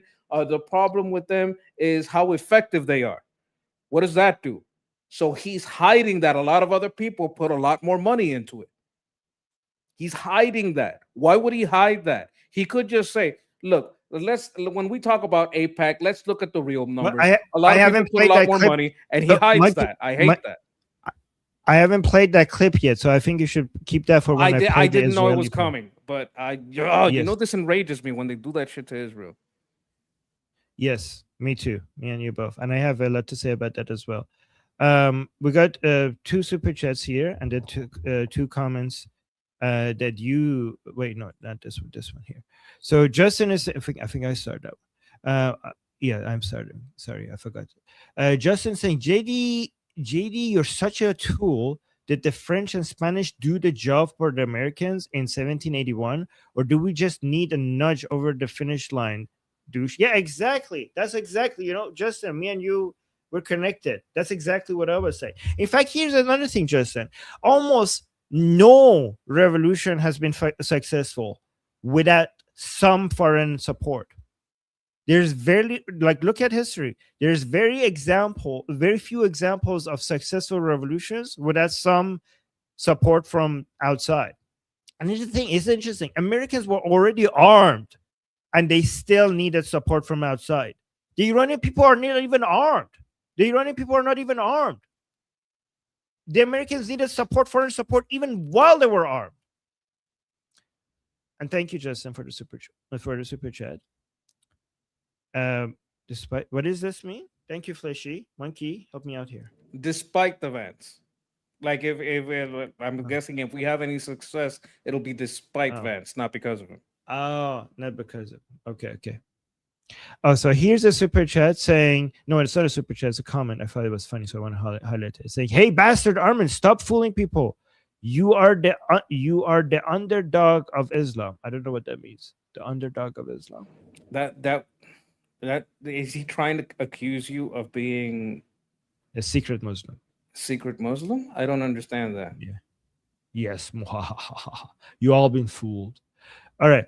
Praise be to Allah. Trump is also a secret Muslim, apparently. Yes. The real sub with the super chat, thank you so much, saying JD Vance is a weasel, and not because he's not a big Israel fan, but because he's a people pleaser. He's a weak, and if runs for the country were cooked, Rubio is the future. He needs to stop bashing an ally. JD is low IQ. Interesting. Do you think he's low IQ or maybe high IQ, but trying to appease the worst people? I don't know. Is he? What do you think, Monkey? Do you think he's low IQ? I think or does he is know kind what of a he's doing? people pleaser. I think that is definitely true. I don't know about his IQ. I don't think he's like there's the difference between high IQ, low IQ, midwit. I wouldn't put him at midwit. I wouldn't put him at low IQ. Like, I don't think he's stupid. I think his focus is too much on kind of, I don't think he's focusing on the right message. I think he is being like, you can't be stupid and like he's purposefully ignoring things. To purposefully ignore things, you have to know them.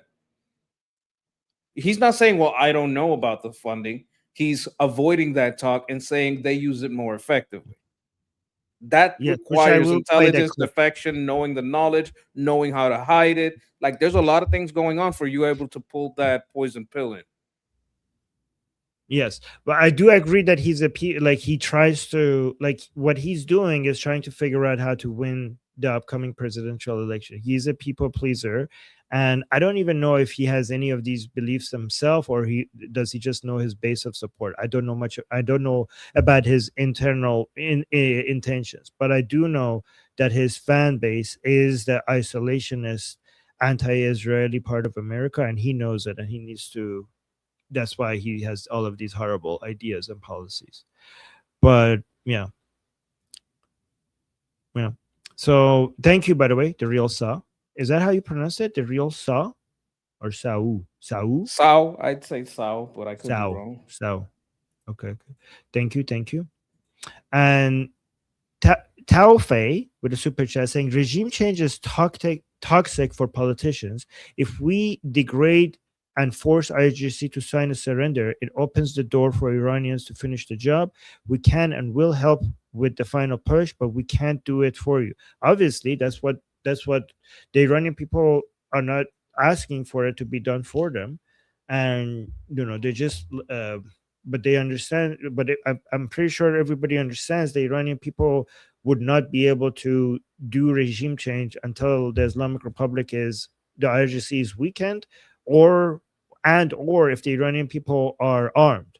So nobody, like, the idea of like the Americans can't do it for you, like that was never the request. Nobody, no, like, that is not, like, the Iranian people never came out and say like, hey guys, Americans and Israelis, we're going to go home and go to bed, and can you get regime change done for us before we wake up? Thank you very much. Like, it's not that, like, that's not something that was ever like a request. Like, nobody asked for that. I mean, the Iranian people understand that. The Iranian people understand that this is their revolution. They have been saying this from the beginning, that this is our revolution, it's our uprising. And here's the thing: like, what else do the Iranian people need to do to show that they are going to do the work? They went in early January. They went and faced the regime unarmed in the millions, right? And they paid the price for it. We got one of the greatest acts of massacre in modern history happened over in 10 hours. More than 50,000 Iranians were shot in 10 hours, shot and killed in 10 hours. So the Iranian people are obviously communicating to the world that, yeah, we are going to do the job. Like, look at us. Look what else do we need to do to show that we are going to do the job? We went and faced this evil regime unarmed in the millions, and we paid the price. So the Iranian people are not saying like, hey, can you please come do a revolution for us? Can you please come do a regime change for us? They always have been saying that this is our revolution, it's our job, it's our responsibility. It's always been their language. And thank you for the super chat. Look, on this, I'd have 3 points. Well, 4. Like the first one, Trump himself said, you can't do this without guns. Obviously, this is why we have a Second Amendment. Another point is the problem that the proxies pose for us, right? Like people trying to say this isn't about us. Yeah, it is about us. These are the only government still in power that has killed a lot of Americans. No government in power has killed more Americans than the IRGC and its proxies. Right? This is our business. Trying to say it's not our business. No, this is our business. That's number one. Number 2, the capabilities. They are still affecting trade. They are still affecting trade partners. Like, this is something that is still happening. It's not something in the past. It's not something that's related to us. It's something that is within our direct sphere of economic trade. And the 4th is that you have to understand that you don't just forget how to make a ballistic missile. You just don't forget how to make cluster bombs. This means that if they have the capability to reach Diego Garcia, they also have the capability to reach Europe. Like, we have to take these things seriously. This view that this doesn't affect us, this is far away, this is not our problem, like, it's just not a reality. What has been, there's been a wool pulled over our eyes by the media and by other people, so we don't see how much this affects us regularly. That's the real problem, that it's been hidden. But I started saying, Armin, why are you being defensive? Armin, you're focusing only on 5 words of his whole super chat. I'm not attacking him. What are you talking about? I'm not attacking him. I was just adding my points. His super chat made me think about these other points, and I was responding to him. That was a very good point that he brought up. I'm just like, why are you assuming that I'm attacking him? I wasn't attacking him. Just because somebody says something and it makes me think of something that I want to respond to, that doesn't mean that I'm negating the comment that was being highlighted. You're being defensive. And okay, let me see. Taofe is saying, I agree with you, Armin. I was just stating the obvious. Yeah, I know. I agreed with you. My comments was me agreeing with you. Just saying we're with you and we'll stay with you until the job is done. Jared Shah. Thank you so much. And I hope that other people understand that this is not this is like a win-win for both of us, right? Like this is, I hope, like more. I need, and I know you understand this, Taofe. I would just want more Americans to understand that this is not an act of charity. This is not Americans coming to the Iranians and doing something for Iranians. This is something the Americans would be doing for America, right? We have a mutual enemy. Americans helping Iranians bring down the Islamic Republic is for America. This is not an act of charity towards the Iranian people. I mean, I understand that many Americans love to see the Iranian people being liberated because obviously there are good people that don't want to see people being, oppressed like this. Obviously, you're human, and you see you get hurt by seeing your fellow human beings being in bondage like that, obviously, right? But at the end of the day, American military should be for Americans, for the sake of Americans. You pay tax money for your protection, not the Iranian people's protection. So, but this is not a charity from America to the Iranian people. The fact that you're gonna you're gonna get happiness from seeing Iranian people liberated, that's a side bonus. That's a bonus. It's not the goal. The goal is to destroy America's enemy. You have a military to destroy your enemies. And if you help the Iranian people bring down the Islamic Republic, that is for America. That's America first. And I appreciate like the Americans here, for like some Taofe, for example, wanting to see the Iranian people liberated. I appreciate that. Like everybody should appreciate that, right? But it's important for more Americans to understand that this is not an act of charity. This is a win-win for both the Iranian people and the American people and the Israeli people and the whole world. I think this is part of my problem when people say, "Oh, we're only back Israel because of their religion."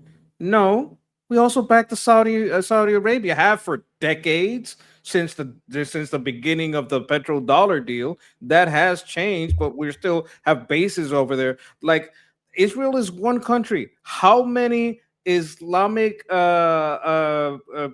controlled countries do we have bases in? Let's go over the list. Because to say, "Oh, we're only in here for Israel," or we're watching over someone else's interest because of religion, that's false. We're watching over our own interest. That's why we have bases in so many of those places. Like us being there, it's not about them, it's about us. It's about our interest, our international trade, our not letting other people through coercive, violent, and illegal means, because you're not allowed to control a free waterway. That's not their land. We're watching our own interest. It is in our own interest, and the people trying to tell you that it's not in our own interest are probably a lot closer to the $457 million that China is putting into the lobby than the $95 million that AIPAC puts in. And that's Americans. That's Americans. Like the FARA lobby from China comes completely from the outside. The 200, like there's millions upon millions upon millions in the lobbies telling you to not watch over your own interest. And the people that hide this and try to tell you that this is not in your interest, it's not your problem, are lying to you, deceiving you, and they want to raise another power that doesn't respect individual rights on this earth. And I don't want a power that doesn't respect individual rights, doesn't respect property rights to rise anywhere. So I'm all for the unipolar world. I don't want this ISO cuck duopolar, tripolar, Russia, China, and America are going to share flour. No, fuck that. Can you, Monkey? Can you respond to the super chat? I need to use the bio break. I'll be right back. 1 minute. The real Sal comes to us with a super chat. He's a weak leader because he's a people pleaser and he's saying all the dumb podcast bro talking points. He needs to remember IDF kids are dying alongside ours. He's very weak. I'm Arab, but I don't care about the Middle East. Yes. So what I'm guessing is you have a more fair view about like the loss of life that's going on here. And you also understand that we have a vested interest here that these podcast bros and these people under, different kinds of influence. I don't care if it's inside influence, outside influence, doing it for the clicks, whatever you want to call it. These people that are trying to guide us towards a multipolar regime around the world, right? To multipolar regimes around the world. Yeah, I agree with you. We should definitely not fall for that. And then, you added another super chat here from the real Sal. If JD runs the U.S., there will not be a free Iran, free Lebanon, safe Israel, or peace in the Middle East. He's weak and will brown nose the wrong people for votes. That's why he's low IQ. Look, in the larger scheme of things, yes, I think that is a low IQ perspective for him to have. But I get what you're saying about the low IQ. I don't know if he'd waffle back the other way and say, no, I love Israel to get the votes. And then when he's in power, he waffles the other way.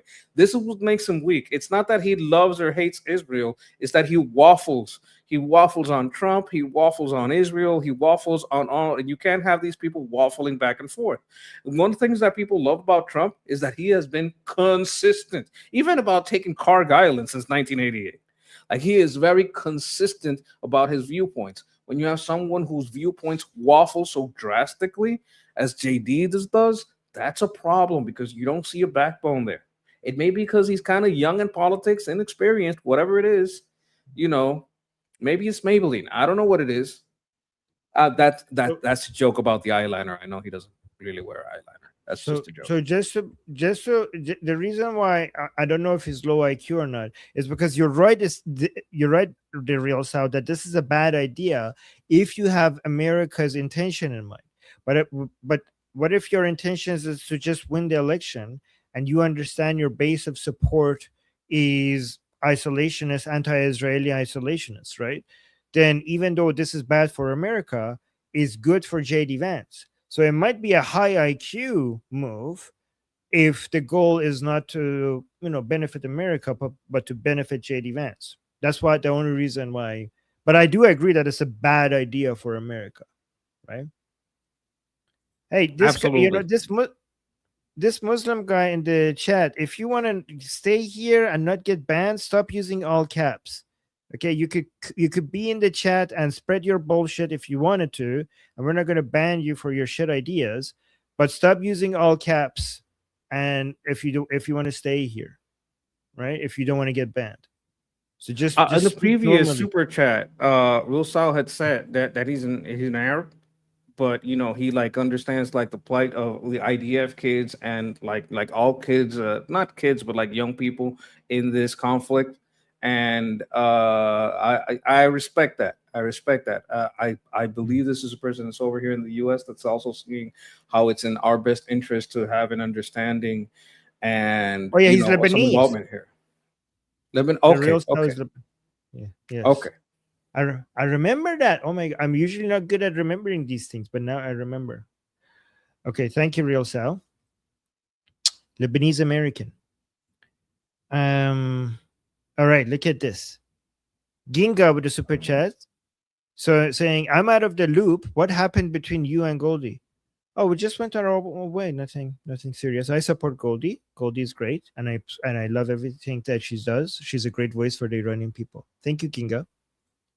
I like to say just kind of things like the more perspectives, the better the view. Like you can take her perspective, Armin's perspective. You get different perspectives on a thing. It's a good thing. Right? Yeah, exactly. Exactly. She's a powerful voice. Justin with the super chat saying the right thing to do is let the Iranian people deal the KO Knockout. hit.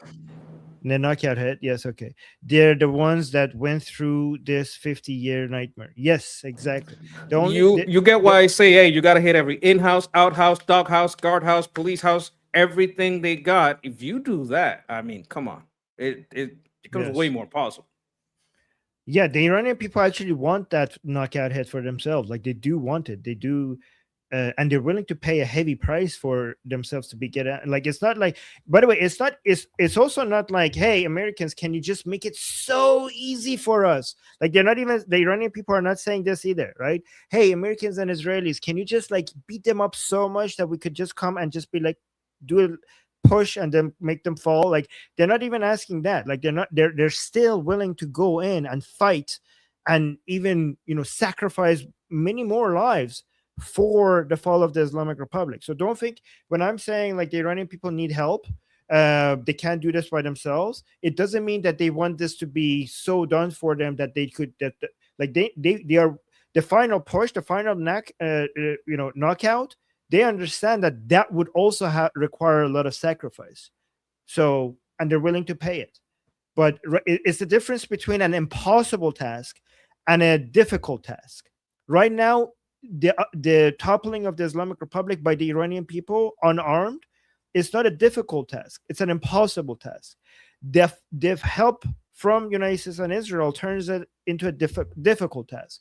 They're not saying that make this so easy for us. They're just asking for enough help so that it's not impossible, because they have shown that it's impossible unarmed. They did the sacrifice to show that it's impossible.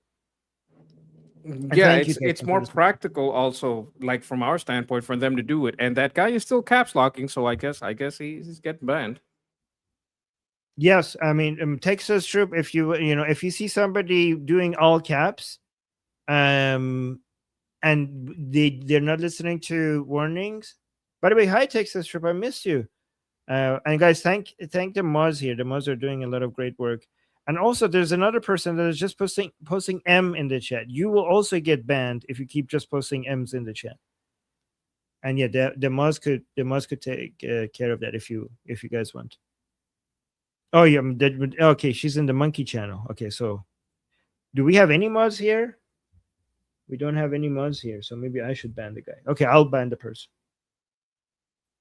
If I see. Thank you for being in my channel, Texas. Appreciate you very much. Yes, monkey's channel.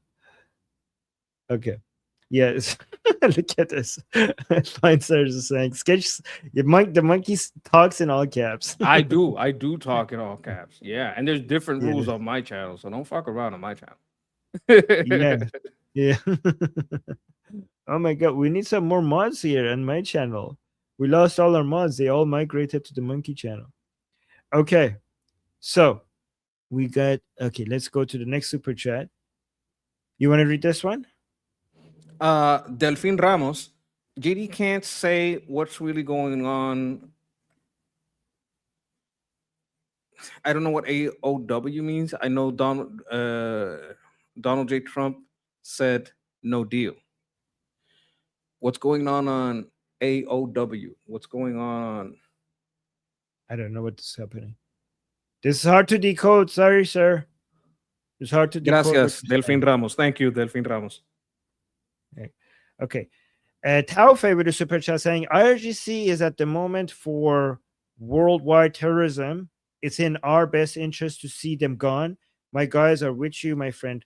Thank you so much. And we truly appreciate it. The whole world appreciates you. And thank you so much.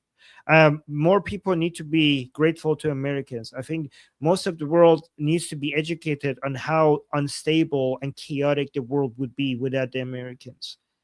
Economically, culturally, and militarily. So I as an Iranian, I'm so grateful to you and Americans, but I think Americans and the rest of the world, not just Iranians, the whole world needs to be grateful to the Americans. The whole world's stability is because of America's military and economy and its culture and its values and its structure that it provides globally. And it is, as an Iranian, it is one of my missions to educate the rest of the world on how important the US is as a force for good globally. Yes. Also, that guy's still caps locking. Are you sure you got him? No, I didn't get him because I'm talking. Okay, here, let me ban him. Okay, there you go. Ban user and delete it. Bye-bye. Bye, Muslim guy. Idiot. Now, Okay. You Taufei could- can have his conversation with us and send a super chat without that person distracting everyone. Thank you very much, Taufei. So thank you guys for okay. And then Mad Brick with a super chat saying overthrowing the Islamic regime and backing the Iranian people is a historic chance to deal a heavy blow to Islamists and the woke movement behind them. The importance of this issue must be realized. Fantastic. I don't need to. This is so good. I don't even need to add anything to it. This is perfect. Perfect comment, guys. Screenshot this. Get AI to make a beautiful quote out of it, print it, frame it, hang it on your wall, read this 3 times a day.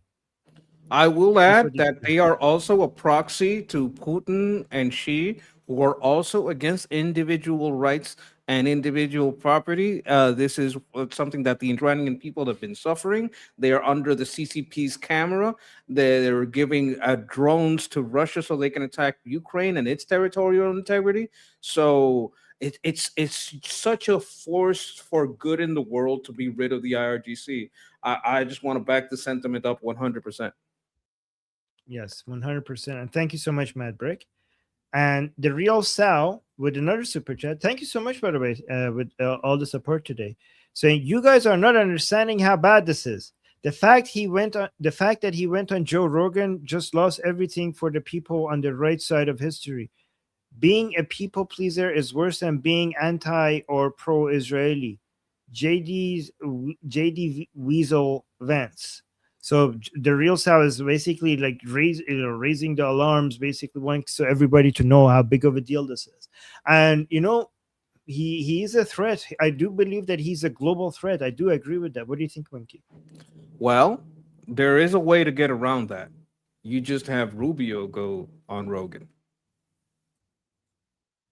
If Rubio goes on Rogan, Rubio is far more likely, because he's more in line with the Senate, knows a lot more about lobbying and can probably dispel all this lobbying bullshit.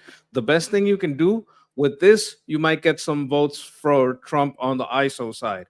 You put Rubio on after him, you will get the majority of the logical center and center right, at least, and maybe some center left too. You will get that logical majority, and you will also get, you will also get, a whole lot of people that are against JD's stance that don't understand what is all this lobbying. There's people that say, no, I'm against, don't make Finasterama, not a chance in fucking hell. That bitch goes crazy on my fucking channel, and that bitch can go fuck herself.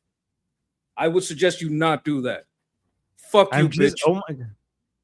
Wait, why are you talking to her like that? Because I don't care how much you like Jew hater and that fucking bitch. I hate that bitch. That bitch talks a whole lot of shit to me, and I don't like that fucking bitch. Go fuck yourself, you fucking bitch. You'd like to talk a lot. You like to kiss Armin's ass, but you like to talk shit to me. You can go fuck yourself, you fucking bitch.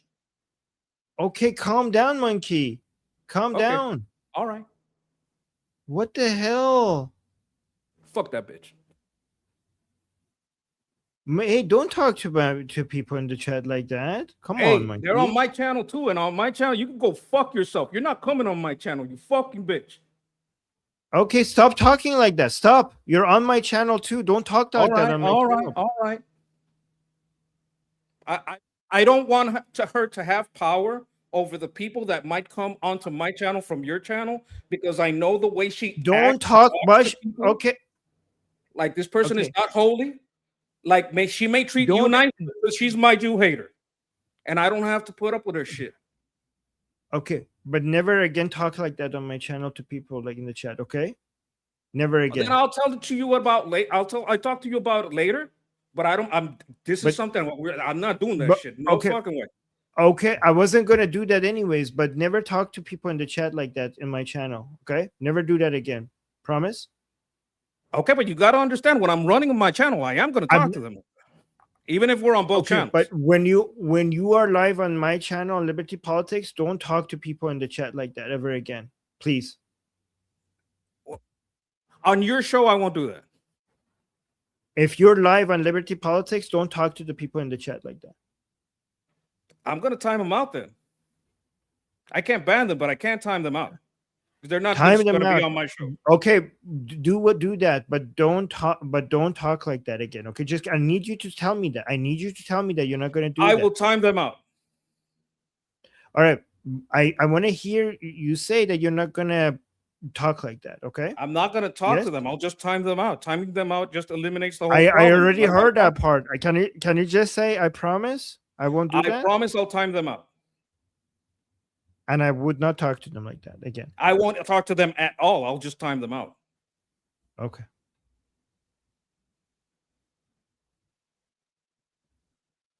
This is crazy. Yeah, that was not a good look, by the way. I don't care. This person treats me like shit when you're not around.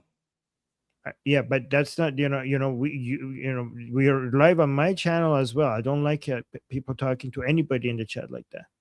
I understand that you have your stance on how you talk to your chat. I can respect that, but you like my chimp out. You like who I am because I am the way I am. Right. You can't expect me to become magically someone else. That was not chimping out, man. That is absolutely chimping out. That person, like, I'm gonna tell you what happened. I have an anecdote. Hey, the guy. I don't care. I don't care. Let's move on. Let's move on. Because you're putting me on the spot here.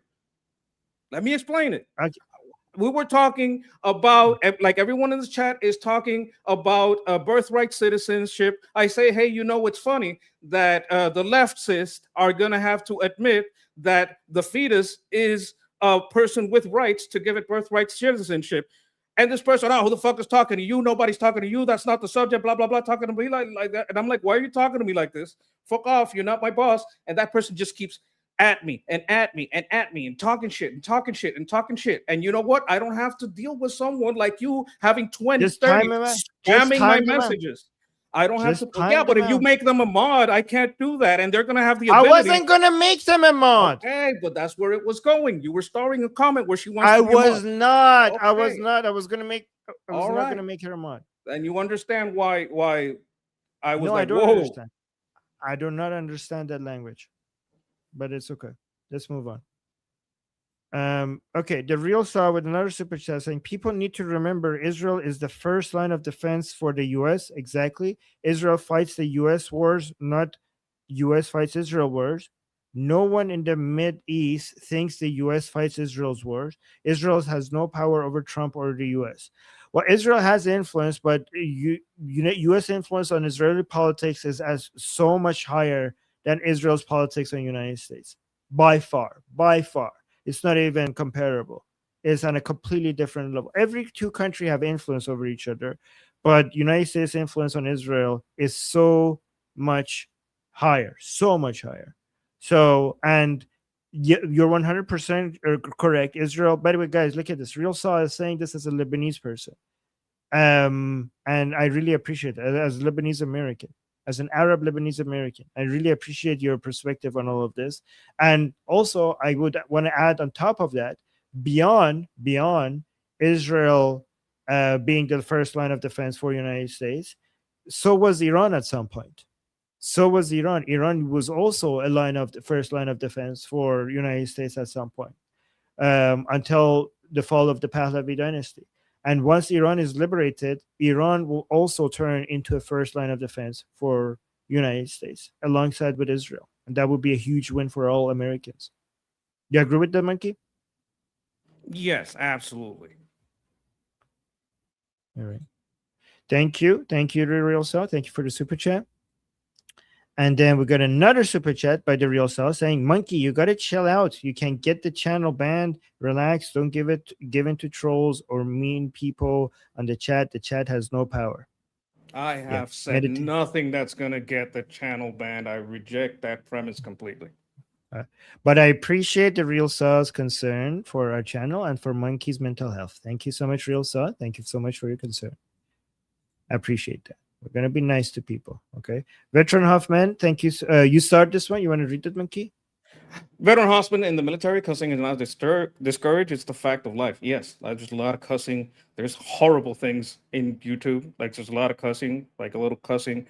Never hurt no one. Armin cusses. I cuss. Everybody on this channel cusses. When we have a live discussion group, we have people cussing from all over the world. So, if someone is really, really hurt by cussing, oh, well. Yeah. But we're not going to do that to the chat at that level from now on. Thank you. We're just going to time them out. If you can't handle them, just time them out. Right? It's not that I can't handle them. It's that I don't have to. And by the way, all these chats are logged. If this person tries to take some stuff out of context, I will have the record. Yeah. Let's move that. Let's move on. Okay. Can we just go back to politics?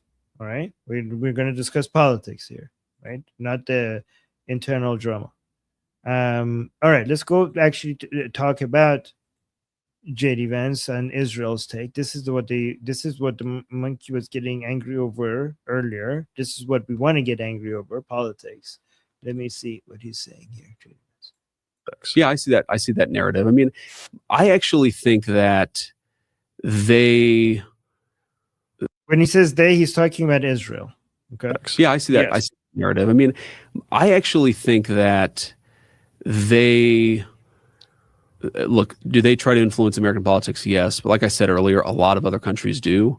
I think to the extent that Israel does, I think some are better at it than others. I think the Israels are definitely more effective at it than most, but I wouldn't say that they're the only effective country by any means that tries to influence American politics. I just think you have to be self-aware about it.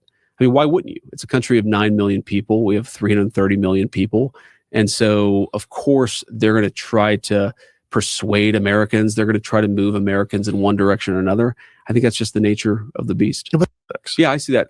This is the most garbage take ever. Yes. The United States influences Israeli politics a lot more. You influence Israeli politics a lot more. You specifically have attacked the Netanyahu and their cabinet and affected their elections. So this is a garbage take. Go on, Mike. You want to say something? Look, I want to say that this is where you're hiding the facts. Yeah, Israel has 9 million people. How many other people that are funding these lobbies, how much money are they putting in, and how many people are in it? How many people are in China? How many people are in China in the CCP, the PLA? How many people are in Qatar? How many people are in Saudi Arabia? And how many of them actually hate Israel? Because it's not a little amount. Like I said before, we're talking about China is spending $457 million in the lobby. Qatar, $256 million. That's just the lobby. Saudi Arabia, $310 million just in the lobby. Our United Arab Emirates, $242 million just in the lobby. And you want to cry about 0.7 million. 0.7, that's how much Israel puts in the lobby. And 95 from AIPAC, that is Americans inside America that want to have some say in American politics. So this 97 million versus when you put them all together, this is a couple of billion in here, right? So this is ridiculous. It is absolutely ridiculous to make this false equivalency about the influence, because when we're talking about it, we're talking about numbers. And the reason everyone hates Israel right now, it has to do with those billions of dollars that is being spent against Israel in influence operations, and those around, let's put it at about $2 billion being spent in the lobby against Israel. You can't say, oh, they have an influence and just ignore all the influence that's going in the opposite direction. Oh, you can't talk about Jews. Oh, you can't talk about Jews because that's all I hear. That's all I hear all over YouTube, all over the fucking news, all over the Jews. We have 5 out of 5 channels, 4 are leftists talking shit about Israel, 4 are leftist pro-Hamas channels. I'm sick of this false equivalent, same side, both sides bullshit. It's not the same on both sides. It is definitely skewed. And this fucking psyop that the Jews control everything is fucking bullshit. It's fucking bullshit. We got Marxists in Christianity. We got some rainbow Christians and we got some right-wing Christians. We have it we have some left-wing Jews and right-wing Jews. We have it in every profession. We have it in every country, in every race. The problem here is the people against individual liberty and property. That's the fucking problem. So stop blaming Jews and pretending they control everything because it's an easy scapegoat. I'm sick of this shit. That was a great chimping out. That was fantastic. That was a great speech. Clear. I've been angry about this even before we started. Like I was already angry before. Remember, we talked about this even before we started. I was like, I was already raging about this. This is the shit that has me in a bad mood. So yes, this is what we want the monkey to chimp out about. Thank you. That was epic. That was pretty good. Clip that. Somebody clip that part out. I mean, my editor should. Yeah. And also, I mostly appeal to men. Like a lot of women don't like how brash I am. I understand that. I know where my audience is, and you know what? That's why we have different perspectives and different that's not people with true. different tones. Actually, most of the people who are appreciating you in the chat is Texas Troop, Amy. There's a lot of women in the chat who are appreciating you. So I don't know. But she's like high IQ, extra special. Okay, unlike most women apparently. Look, hey, now most humans are not extra special. Wow. Okay. Texas Troop was saying with a great point here, saying I don't know why we have to keep saying it. AIPAC is American citizens. American citizens. Yes, AIPAC is American. And then she's also saying AIPAC equals 6 million American citizens, most of whom aren't even Jewish, for fuck's sakes. Yeah, like if I can join, I will join. And I don't think there's anything Jewish about me except support. Hey guys, I wasn't. Yeah, okay. Wow. Okay. Well, by the way, this wasn't the. Okay, I'm gonna blush. You want to see a monkey blush? Because I'm getting a lot of support from the women in this chat that I didn't even know I had. Like there's a monkey blushing over here. Oh my god, I love you gals too. I didn't even know I had that kind of support. But you know, I'm gonna send you monkey hugs because Armin doesn't like to hear the monkey kisses. So monkey hugs for everyone. Yes. See, monkeys' assumptions about women are being challenged. Thank you, guys. Okay. All right. Second Beans with a super chat. Thank you so much. Saying, oh boy, how much money Qatar invests to destroy the USA and all the West? How much Russia exactly like in 2020s? Vance just pooping out his face hole. Okay. Pooping out of his face hole. Yes, I agree with that. Like, you know, where is the outrage regarding that? Where is the outrage? Like, again, AIPAC is not even Israeli. If you actually look at the Israeli lobby, it's like their budget is under $1 million, and then you have the Qatari spending billions of dollars, spending in the most toxic content in your education system and in your social media and traditional media. And these people are not speaking out against that. Billions of dollars versus a budget under $1 million by the budget. I'm not talking about AIPAC because AIPAC is American. If you actually look at Israel's actual lobby in the United States, it's pathetic. In fact, people say, Armin, you don't criticize Israel. I always criticize Israel. This is one of them. Why don't you have like a powerful lobby in Washington, D.C.? Like, what are you doing? Why is Israel not actually investing in a lobby in Washington, D.C.? Why are you afraid of the backlash? They already hate you. The people who are anti-Israeli, they already hate you. What is going to change? Like, you need to invest in your soft power in the United States. Like, what are you doing? This is what Charlie Kirk was complaining about. Like, where are you guys? Where are you guys? This is the best criticism for Israel. Like, you are dropping the ball here. Anti-Israeli sentiment is like growing in the United States, and you're not doing anything about it. Where's the investment? You keep investing in your military. This is your soft power. You guys are missing in action. Israel sucks at propaganda. Israel sucks at soft power. Like, as good as they are in intelligence, in military, in entrepreneurship, in finance, in all of these, in academia, in the sciences, they're good at so many things. But when it comes to soft power and advertising Israel stats, especially in the United States, like, you guys, where are you?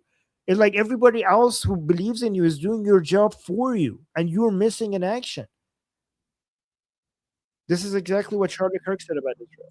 Yes, like that's one of the things that's why Nick Fuentes hated Charlie Kirk. He used to call him Top Boy because of the kind of support and help that Charlie brought to Israel, to the cause, to the lies about them. He was trying to dispel a lot of the lies, and I respect that greatly. I start a high IQ comment there. Okay, let's look at this full version of what JD Vance said about Israel over here, because he also starts crying about, like, they said mean comments about me. They published some opinions about me. This is like a foreign influence campaign. Like, this is insane. Look at this. I'll play the whole 3 minutes. But I definitely think you have seen this very discreet, extremely well-funded campaign to try to derail the negotiation and try to derail the deal. And, you know, there's this So it's saying by Israel. Time article that came out yesterday. A friend sent it to me. It's like worth reading because it lists a bunch of people who have quite literally been paid by a former Trump campaign person who was himself paid by certain elements within the Israeli government. And those people are attacking me viciously for quite literally trying to accomplish the negotiation objective that the president set for the country. So what is their position? Like, they're attacking you how? Oh, it's social media posts. It's, you know, they're leaking to reporters. They're attacking me obsessively, saying that we should not be negotiating with Iran. We should just keep the military campaign going indefinitely. And that is their explicit position. And coming after me saying that, you know, people have come after me and say that I'm influenced by Qatar, that I'm influenced by foreign governments, that, you know, I take my marching orders from Tucker Carlson, and there's just so much bullshit out there, when what I'm actually trying to do is accomplish what the President of the United States told me to accomplish, which is a settlement of this that accomplishes our objectives. Iran doesn't have a nuclear weapon. We have the free flow of oil and gas. And like, I should be clear, you know, I don't actually mind. I don't mind that the, you know, let's say certain elements of the Israeli government want to criticize the deal or have disagreements about the deal. I don't even mind an effort to try to influence, you know, foreign governments try to influence the United States all the time. You know, Israel does it, other countries do it. It's just sort of the nature of the beast. What bothers me is actually when Americans allow, meaning American leadership, allows that influence to affect their judgment and to affect what they are advocating for. That's what really bothers me. People are always going to try to influence the United States of America, whether they're allies of ours or whether they're enemies of ours. But again, when I open up the pages of Time magazine and I see that there's a literal foreign influence campaign being funded to tank the very deal that I was pursuing, and oh, by the way, many of the people who were receiving that money were actually attacking me in completely dishonest ways, you know, my response to that is, well, go to hell. I'm going to do what I have to do for the American people. I represent Americans first. But yeah, go to hell for having an opinion about the MOU and the negotiations. Wait, JD Vance, weren't you the one who came out and lied about Bibi and his cabinet and said that they're insulting President Trump directly, personally, when there was no record of anybody within Bibi's cabinet saying that? Aren't they supposed to tell you to go to hell? You said, like, oh, this is a foreign influence campaign.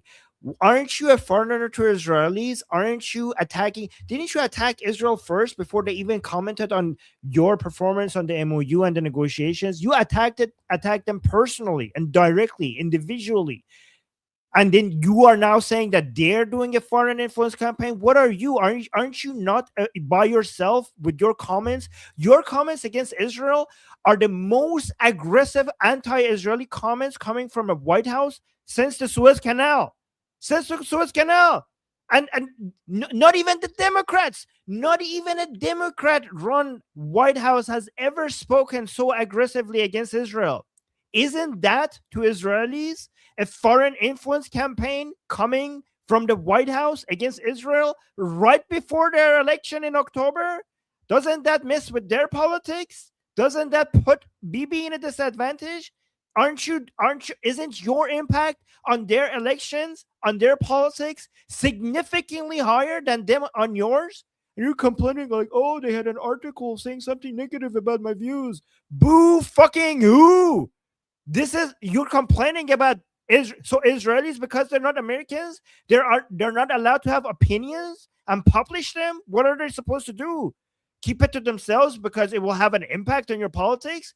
Do you hold back your opinions about Israel because it impacts their politics? Why should they hold back their opinions on you when you don't hold back your opinions on them? Look, I hate running the whole thing. I hate it. I hate running the whole video. I always hate running the whole video. He did 20 things there that if I could stop it, I'd say, hey, look at this trick. Look at this trick that he's doing. Look at this other trick that he's doing. Look at this other trick that he's doing. I'm gonna lay down a few of the tricks that he's doing. First of all, he's quoting Time Magazine. Oh, Time Magazine, that arbiter for fair and balanced coverage. Like, why are you so worried about time lying now? They lie about everybody. Why does anybody trusting Time? Why are you worried about Time? What Time says now? Time has never been trustworthy. They've always wait. I know why it's a problem now, because you claim it's the Jews, right? So we're talking about influence spending. So what is the influence spending? Because IPAC is American, so you got to take that 95 million off the table, because you're talking about foreign influence. And if you're talking about foreign influence, then we got to talk about the foreign lobby. And the foreign lobby from Israel is 700K.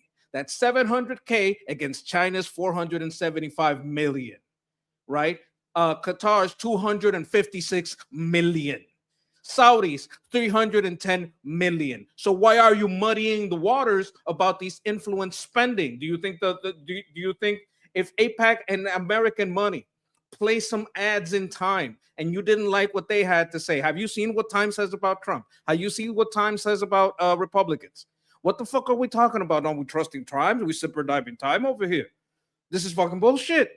Like, you can't say AIPAC is foreign influence. These are Americans. If we're talking about foreign influence, we have to talk about the 0.7, the 700K versus all these mountains of money from other countries. Like, he did a lot of rhetorical tricks there. He put in about at least 5 that I could clock, but I can't like lay them all out. I know. Hey, on my channel, I like to stop it a lot. You like to run the whole way through. And the point that you did get in there, it was good. It is a very good point that they have a right to talk all the shit they want. But I wanted to point out some other points just to add to it. Like, you have to understand, AIPAC is American. So why is he talking about foreign influence? If we're talking about AIPAC, and that's how this conversation started, because I started, you can't count AIPAC as foreign spending. So what are we talking about? $700,000. That's peanuts. That's literally peanuts. My problem with Israel is they're being too cheap, too stingy. They're not putting enough money into this.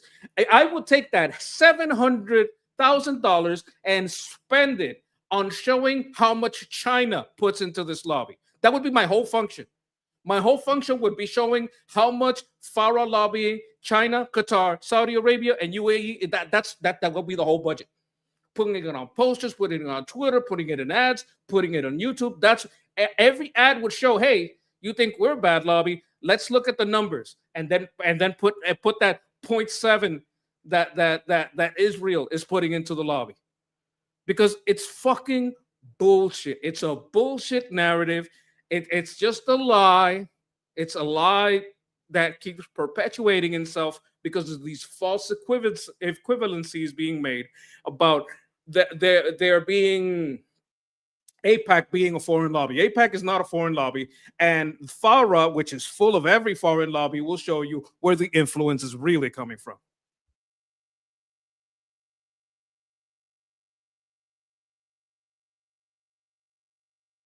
You're muted, Arm. Sorry. I said that was a good rant. I enjoyed it. But we got some super chats, and then there's another clip of JD Vance I want to play. See what your takes on that is. Let me see. 2 super chats. Oh, wait, you start this one. Yes. Yes, this is a very high IQ takeover here. People want APAC. If people want to ban APAC, then ban the dentist lobby. Armin, go ahead and tell them why that comment is important. Yeah, because the dentist lobby has a bigger budget than APAC. So that's how big APAC is. It doesn't even meet the dentist lobby. And APAC is not even Israeli. Like, if guys, people keep saying like APAC actually has a small budget. APAC has a small budget compared to Qatar and Saudi Arabia and Russia and even the Islamic Republic, actually, that has for some reason has a lobby in Washington, D.C. But the thing is that even though, yes, it's true, APAC actually has a small budget, but the actual Israeli lobby in Washington, D.C. has even a much less significant budget than APAC. It was 700,000, wasn't it? Like, it's not even $1 million. So the actual Israeli lobby doesn't even reach $1 million budget. And then what did you say was Qatar, Monkey? Qatar is 256, China 457, Saudi's 310. So here's the thing: Qatar is like in the hundreds of millions, but that's not the entirety of their influence, right? So if you last time we went through it, that's the official lobby, like official lobbying money, right? That is registered and everything. If you actually calculate everything that Qatar does, all the financial, everything that is spent on influencing U.S. politics, it reaches $2 billion, $2 billion a year. Not just no. It's way more than that. Way more than that. Well, $2 at billion least. is UAE. That's UAE. Qatar is around 5 to 6. 5 to 6. Okay, yes, you're right. 5 to 6. So think about this: 5 to 6 from Qatar, and then Israel, not even $1 million. And people complain about APAC, which is American. Unbelievable. The reason why Israel gets a lot closer to the United States is because it just makes sense. Okay, the reason why all of Qatar has to spend money, UAE has to spend money, Saudi Arabia has to spend money, is because it doesn't make sense. Okay, the partnership between Qatar and United States at this level doesn't make sense.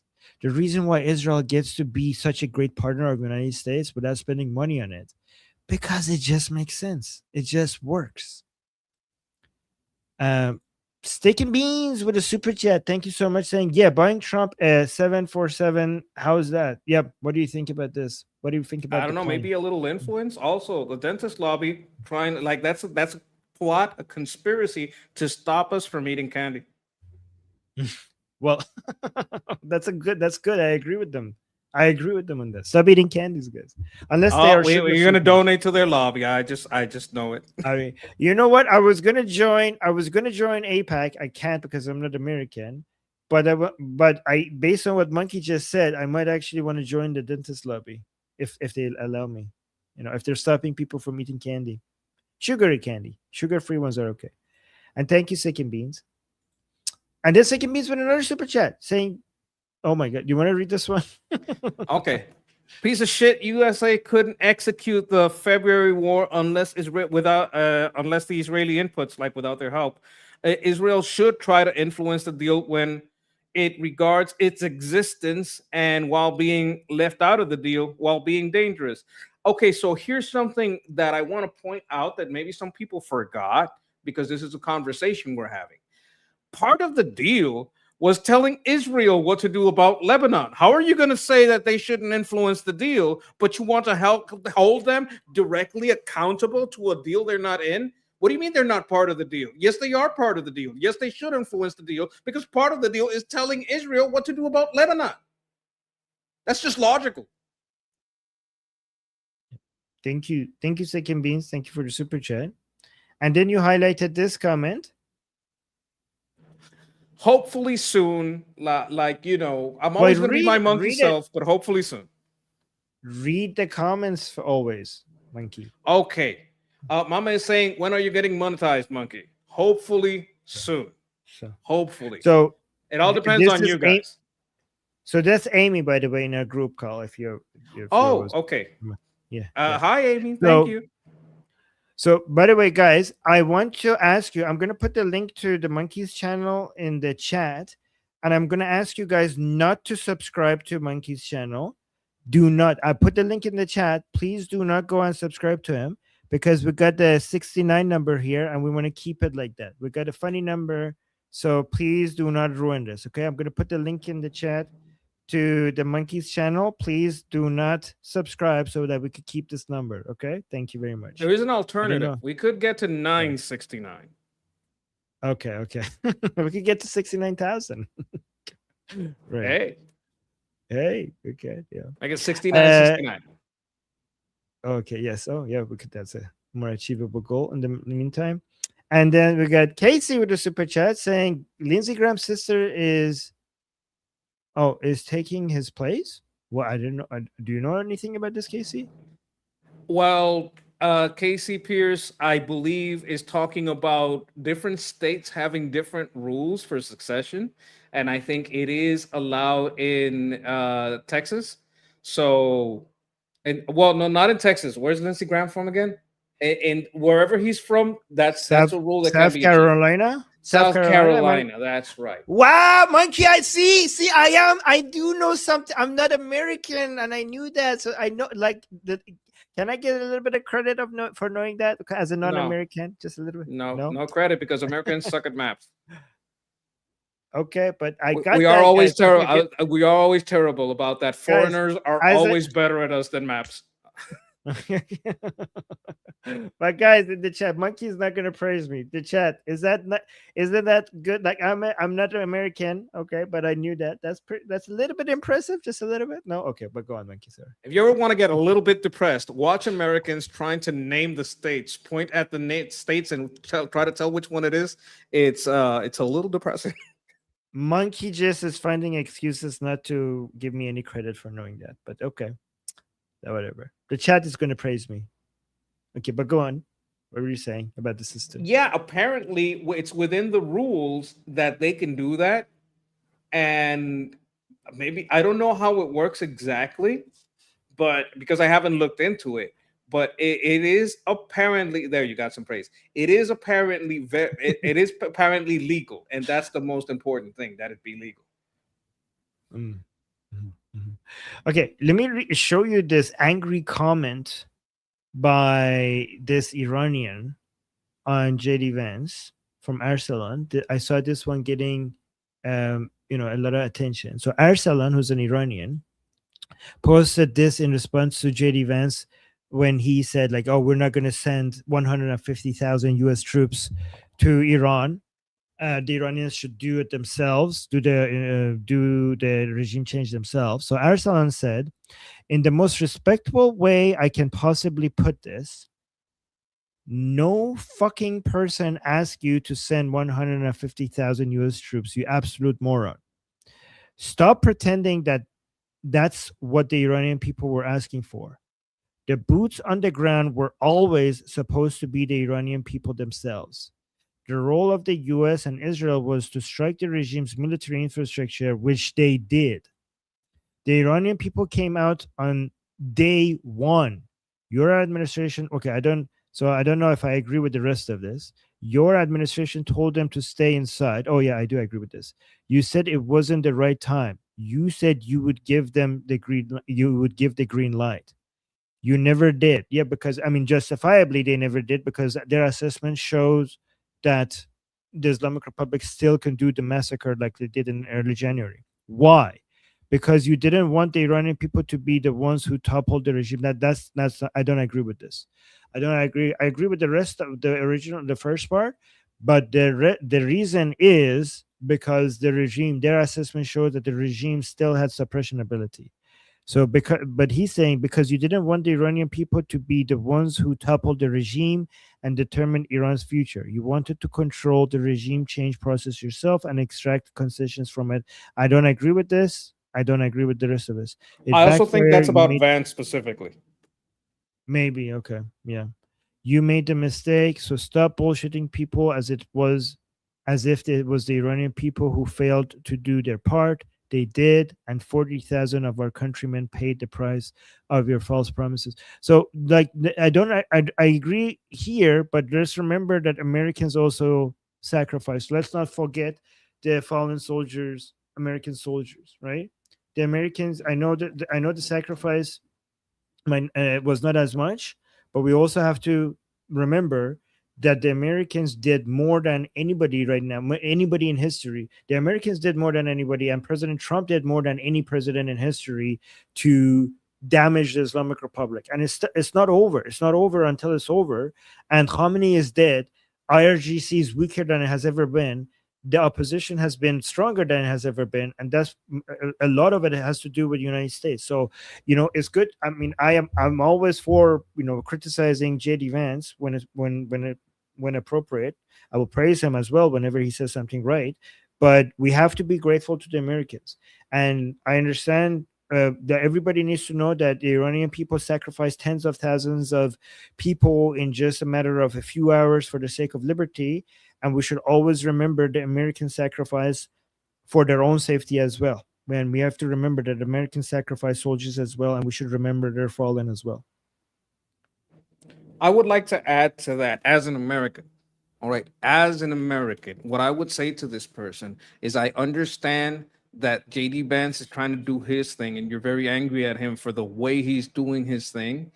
But I want you to remember that this isn't over.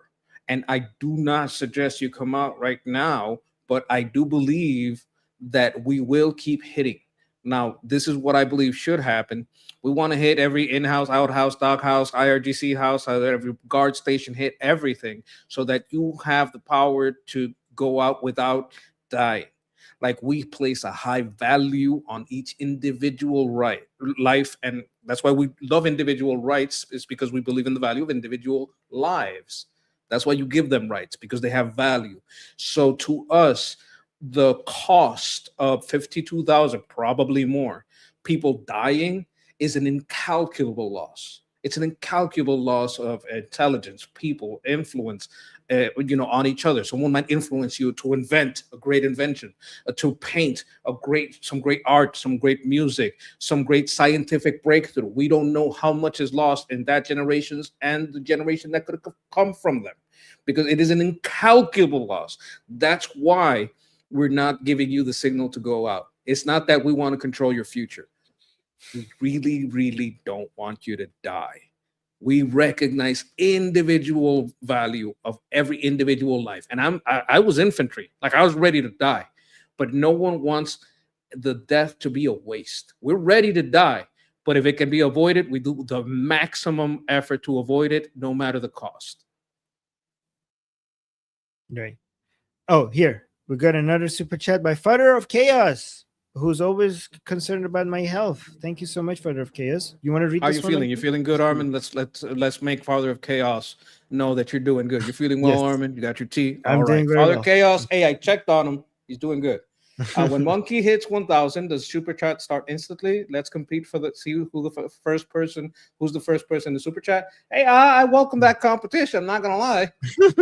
I don't know. I have no idea how it works. I had a chance to monetize a long time ago, many years ago, but I didn't take it. So I have to let Armin guide me on that.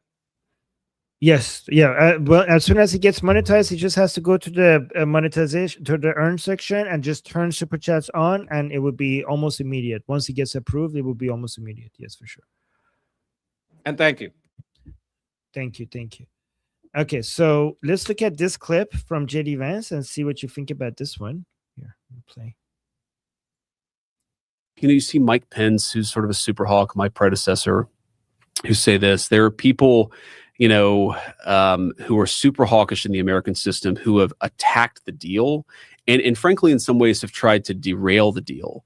And what I always say to those people is, what is your proposal? What is your actual argument?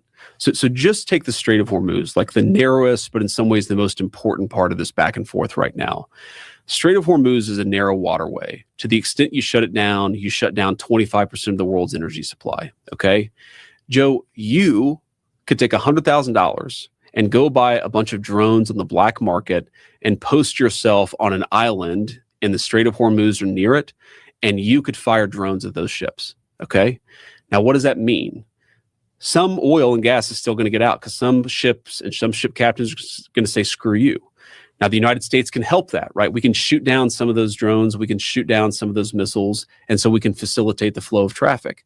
But the people who are like, you cannot negotiate with the Iranians, the reason why that's fundamentally idiotic is because so long as you have some person who's willing to fire off a few cheap drones, you're going to have some ship captains who say, no, we're not willing to do this. So we got to kind of use all tools at our disposal. The military is one tool, but diplomacy is another tool.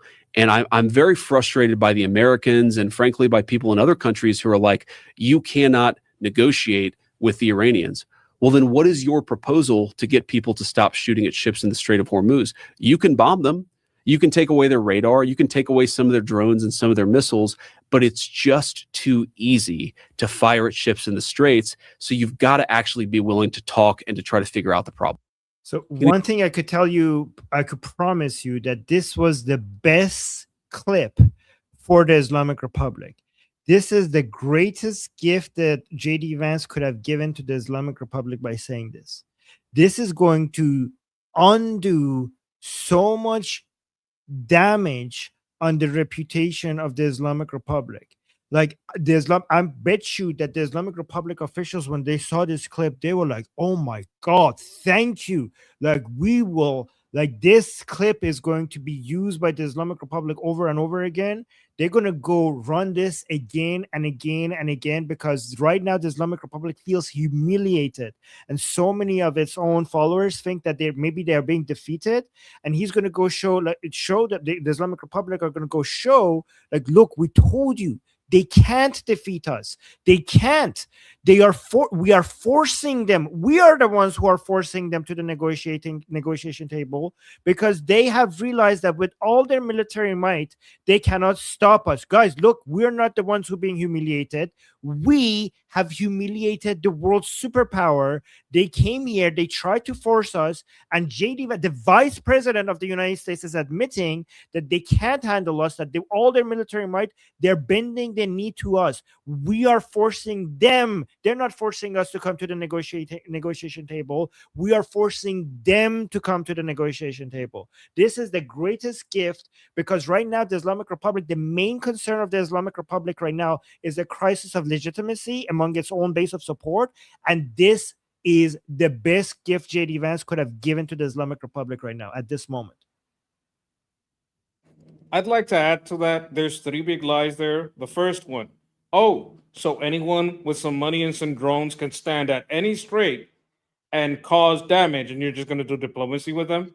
Aren't you just legitimizing anyone that does any damage on any strait? How would you allow this? How would you legitimize anyone who just, so I can stand at any strait and just fire on people, and suddenly I have the U.S. over here making deals with it? Oh, that's fantastic. That's going to go great all over the world. That's number one. Number two, this isn't a deal between two countries. It's a deal between 5 countries, between 5 powers. Because you forced the deal to be between America, Iran, Hezbollah, Lebanon, and Israel. So you tell me, well, I know other people are influences. It's a 5-person deal. It's not a 2-person deal. This isn't just between the U.S. and Iran, because part of the conditions of the MOU are what's happening with Hamas, what's happening with Lebanon, and what's happening with Israel. So this is a big fat lie. Like, this is a giant lie. And the third point that's being brought up here is that I had a third point. Oh my God, it's in the tip of my tongue. Look, he is lying about everything here. This is just a giant lie. First of all, it wasn't a deal between 2 people. So of course, other foreign actors are going to talk about it. It's 5 people: IRGC, USA, Israel, Hamas, and Lebanon. No, Hezbollah and Lebanon. It was never a 2-person deal. So I don't understand this. Are we going to let them do this in the Malacca Strait? Are we going to do this in every strait? What do you mean? Anybody can do this? You're just opening the floodgates so that any country can do this. It's ridiculous. Oh, the other thing is the concept that we can't eliminate the IRGC. What do you mean we can't eliminate the IRGC? You're legitimizing them, but the concept that these people can't be eliminated. What happened to Saddam? Is he still around? Iraq is a lot better. Iraq just passed by the crib. They came up, say hi to DJT, said what's up. We're making deals. That place is better now. As much as we don't like Jelani, we got to understand that having them under our influence is better than having them under Russian influence. Turkey is better under our influence than Russian influence. So this pretending that, first of all, that regimes can't change because of some misconception about Iraq. What this guy is doing, he's shitting on Iraq. He's shitting on Iraq. He's shitting on the Iraqi president right now. What do you mean it went so bad? Like, motherfucker, didn't this guy just come to your fucking White House, sit down with your president, and you're sitting here talking shit about Iraq? What's so bad about what happened in Iraq? Some mistakes happen. Some mistakes are always going to happen. It's fucking war. That doesn't matter. What matters is we have that experience. You can't just copy paste that here. It doesn't apply the same way, number one. Number two, why are you shitting on Iraq? There's no good reason to shit on Iraq.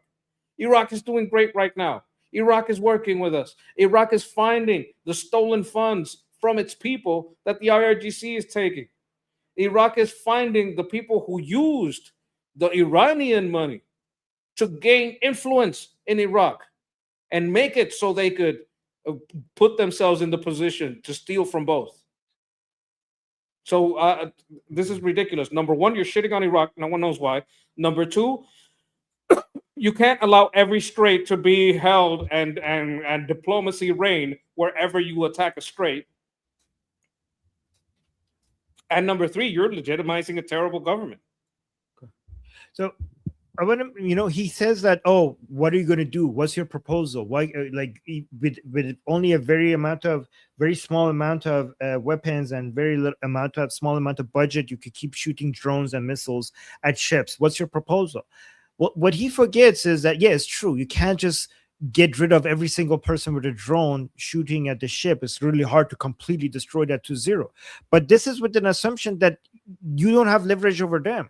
Just because you can't eliminate something 100% of some in a specific battlefield, it doesn't mean that you can't put pressure on them somewhere else so that they stop this thing over here. You have more leverage over them than they have over you. Use it, and if you put enough pressure, you have the blockade. You could kill their politicians. You could kill more IRGC leaders. Like, you stop doing that, you could just continue doing that. So here's the thing, like, if you're in a fight with somebody and they hold your neck or something, and you're like, oh, there's no way that I could remove this from my neck, like he's choking me. You could grab their balls. If you can't just because you can't stop them from choking you, that doesn't mean there's nothing else you could do. You could attack somewhere else and get them to stop that because you're putting pressure on them somewhere else. Just grab their balls. Okay, fine. You can't get this off of your neck. Grab their balls and put pressure over there, and they will stop choking you. Right? You have so many points of weakness of the Islamic Republic that you could put pressure on, and they will stop this. They will, if you grab them by the balls and really put pressure on them, I promise you, they will. You don't need to go find all of the people who are throwing drones and missiles at you. They will send people hunting down themselves. You wouldn't need to commit your own forces getting these people who are. They will send their own IRGC hunting whoever is throwing drones at commercial ships, so that you stop squishing their balls. That's what they would do. Get them to go hunt them down. You don't need to hunt them down. Get the Islamic Republic to go hunt them down. That's how you do it. And you can't do that. I know you can't do it. You're lying. You're lying. Like the monkey says, you're lying. Another point is, okay, Mr. Negotiator, Mr. Deal Maker, can they make a deal? Aren't you the deal maker? Why don't we have a deal? Mr. Deal Maker, people are against the deal. You know who's against the deal? The guy who zipper dives you in the back room and then in the front room cleans his face and says, no, he's lying. I never touched this baby. Nothing happened. I didn't do anything. I'm the straightest Ayatollah ever. Like, you can't talk to me like you're capable of getting a deal. Like, the deal is the logical solution here. If you know they're not going to take a deal. Like, if they would take a deal, then maybe that would be a pathway. But they're not going to take a deal. They're not taking a deal. They're liars. You can't You can't play chess with a pigeon. It's just going to puff its chest and kick the pieces around. It doesn't work. What are we going to do? Negotiate with the Houthis too, so we can have the Bab al-Mendez not get it? Like, this is ridiculous. It's a ridiculous stance. Yeah, and also somebody, I want to respond to this. Mark is saying again, I can give a rat's ass about propaganda. I just don't care. I only care about American lives, I think, and the United States of America's interests. Well, okay, so Mark, you don't understand it. Let me explain this to you. If you care about American lives and America's interests, then you better care about propaganda. The Islamic Republic, which is the main threat to American lives and the main threat to American interests, its greatest weakness is the Achilles heels of the Islamic Republic. Their kryptonite is their internal civil war. Their propaganda on being able to have a narrative that suggests that they're winning is their only way that they could stop this collapse.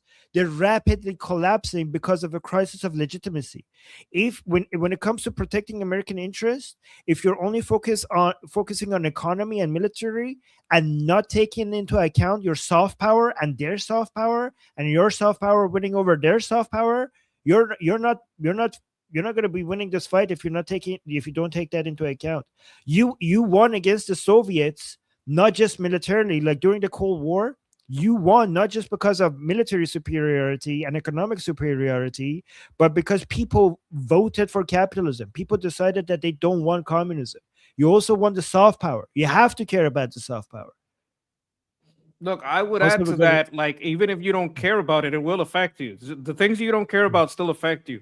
China is spending around 7 billion on influence operations in those campuses. You don't care about the propaganda, but it affects those people. Those people really believe in the cause of Hamas. They're really going to block your car. And if they don't like what you have to say, or they think your nose is a little too big, they might break your windows, pull you out, and beat you to death. And just because you didn't care about propaganda didn't stop that from happening. Qatar is spending around 6 billion in influence operations in universities and think tanks in the lobbies.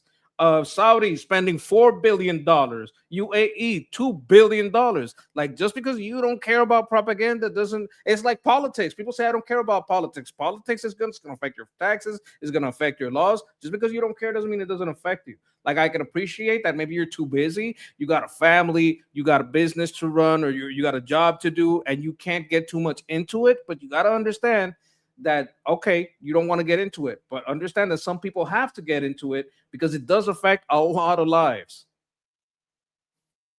Right, exactly. AF, thank you so much for the super chat saying civilians going out while bombs are dropping could increase civilians' deaths in crossfire or prevent a devastating strike to prevent civilian death.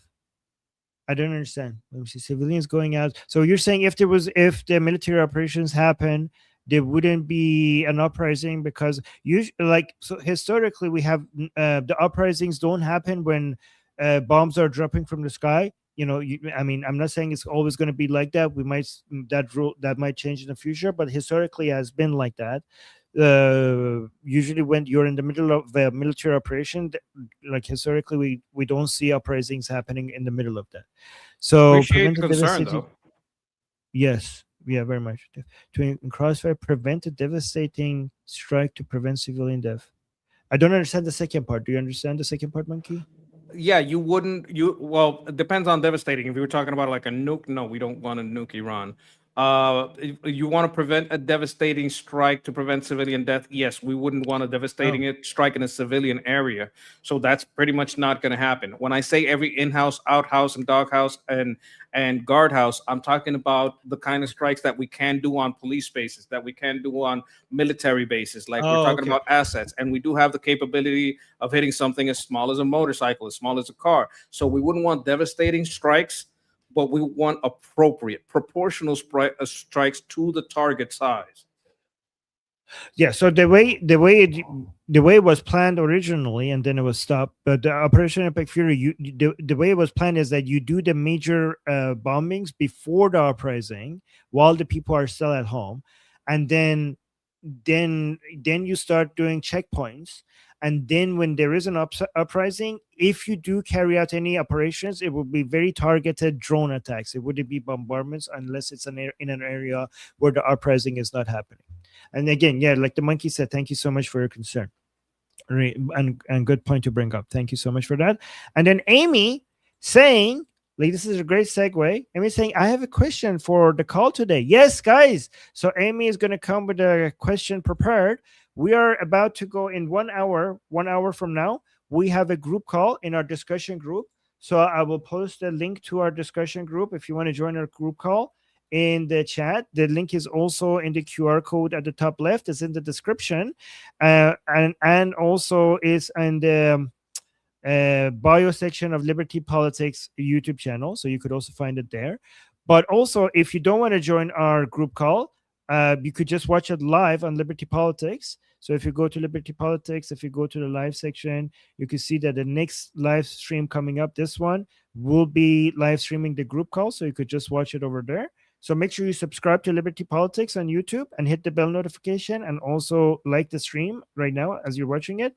And also don't forget to subscribe to the monkey. The monkey, we're trying to get him to 1,000 subscribers. So I'll put the link to his channel in the chat as well for you guys to go over there as well. Look, all right. Now that we're past 669, we got to get to 769 to get the funny number. Yes. The funny number again. All right, guys. Oh, no, I already got that one. All right, guys, we're going to go. Because I want to make sure that we never get to 3 hours, because then the editor would have a nightmare if our live streams get to 3 hours, because the software doesn't accept it if it's above 3 hours. So we're gonna go get something to eat and get ready for our group call, which will be streamed on Liberty Politics. And until then, I'm Israel Chai, Slava Ukrainie, Cuba Libre, Long Live America, Javid Shah, Payande Iran. See you guys soon.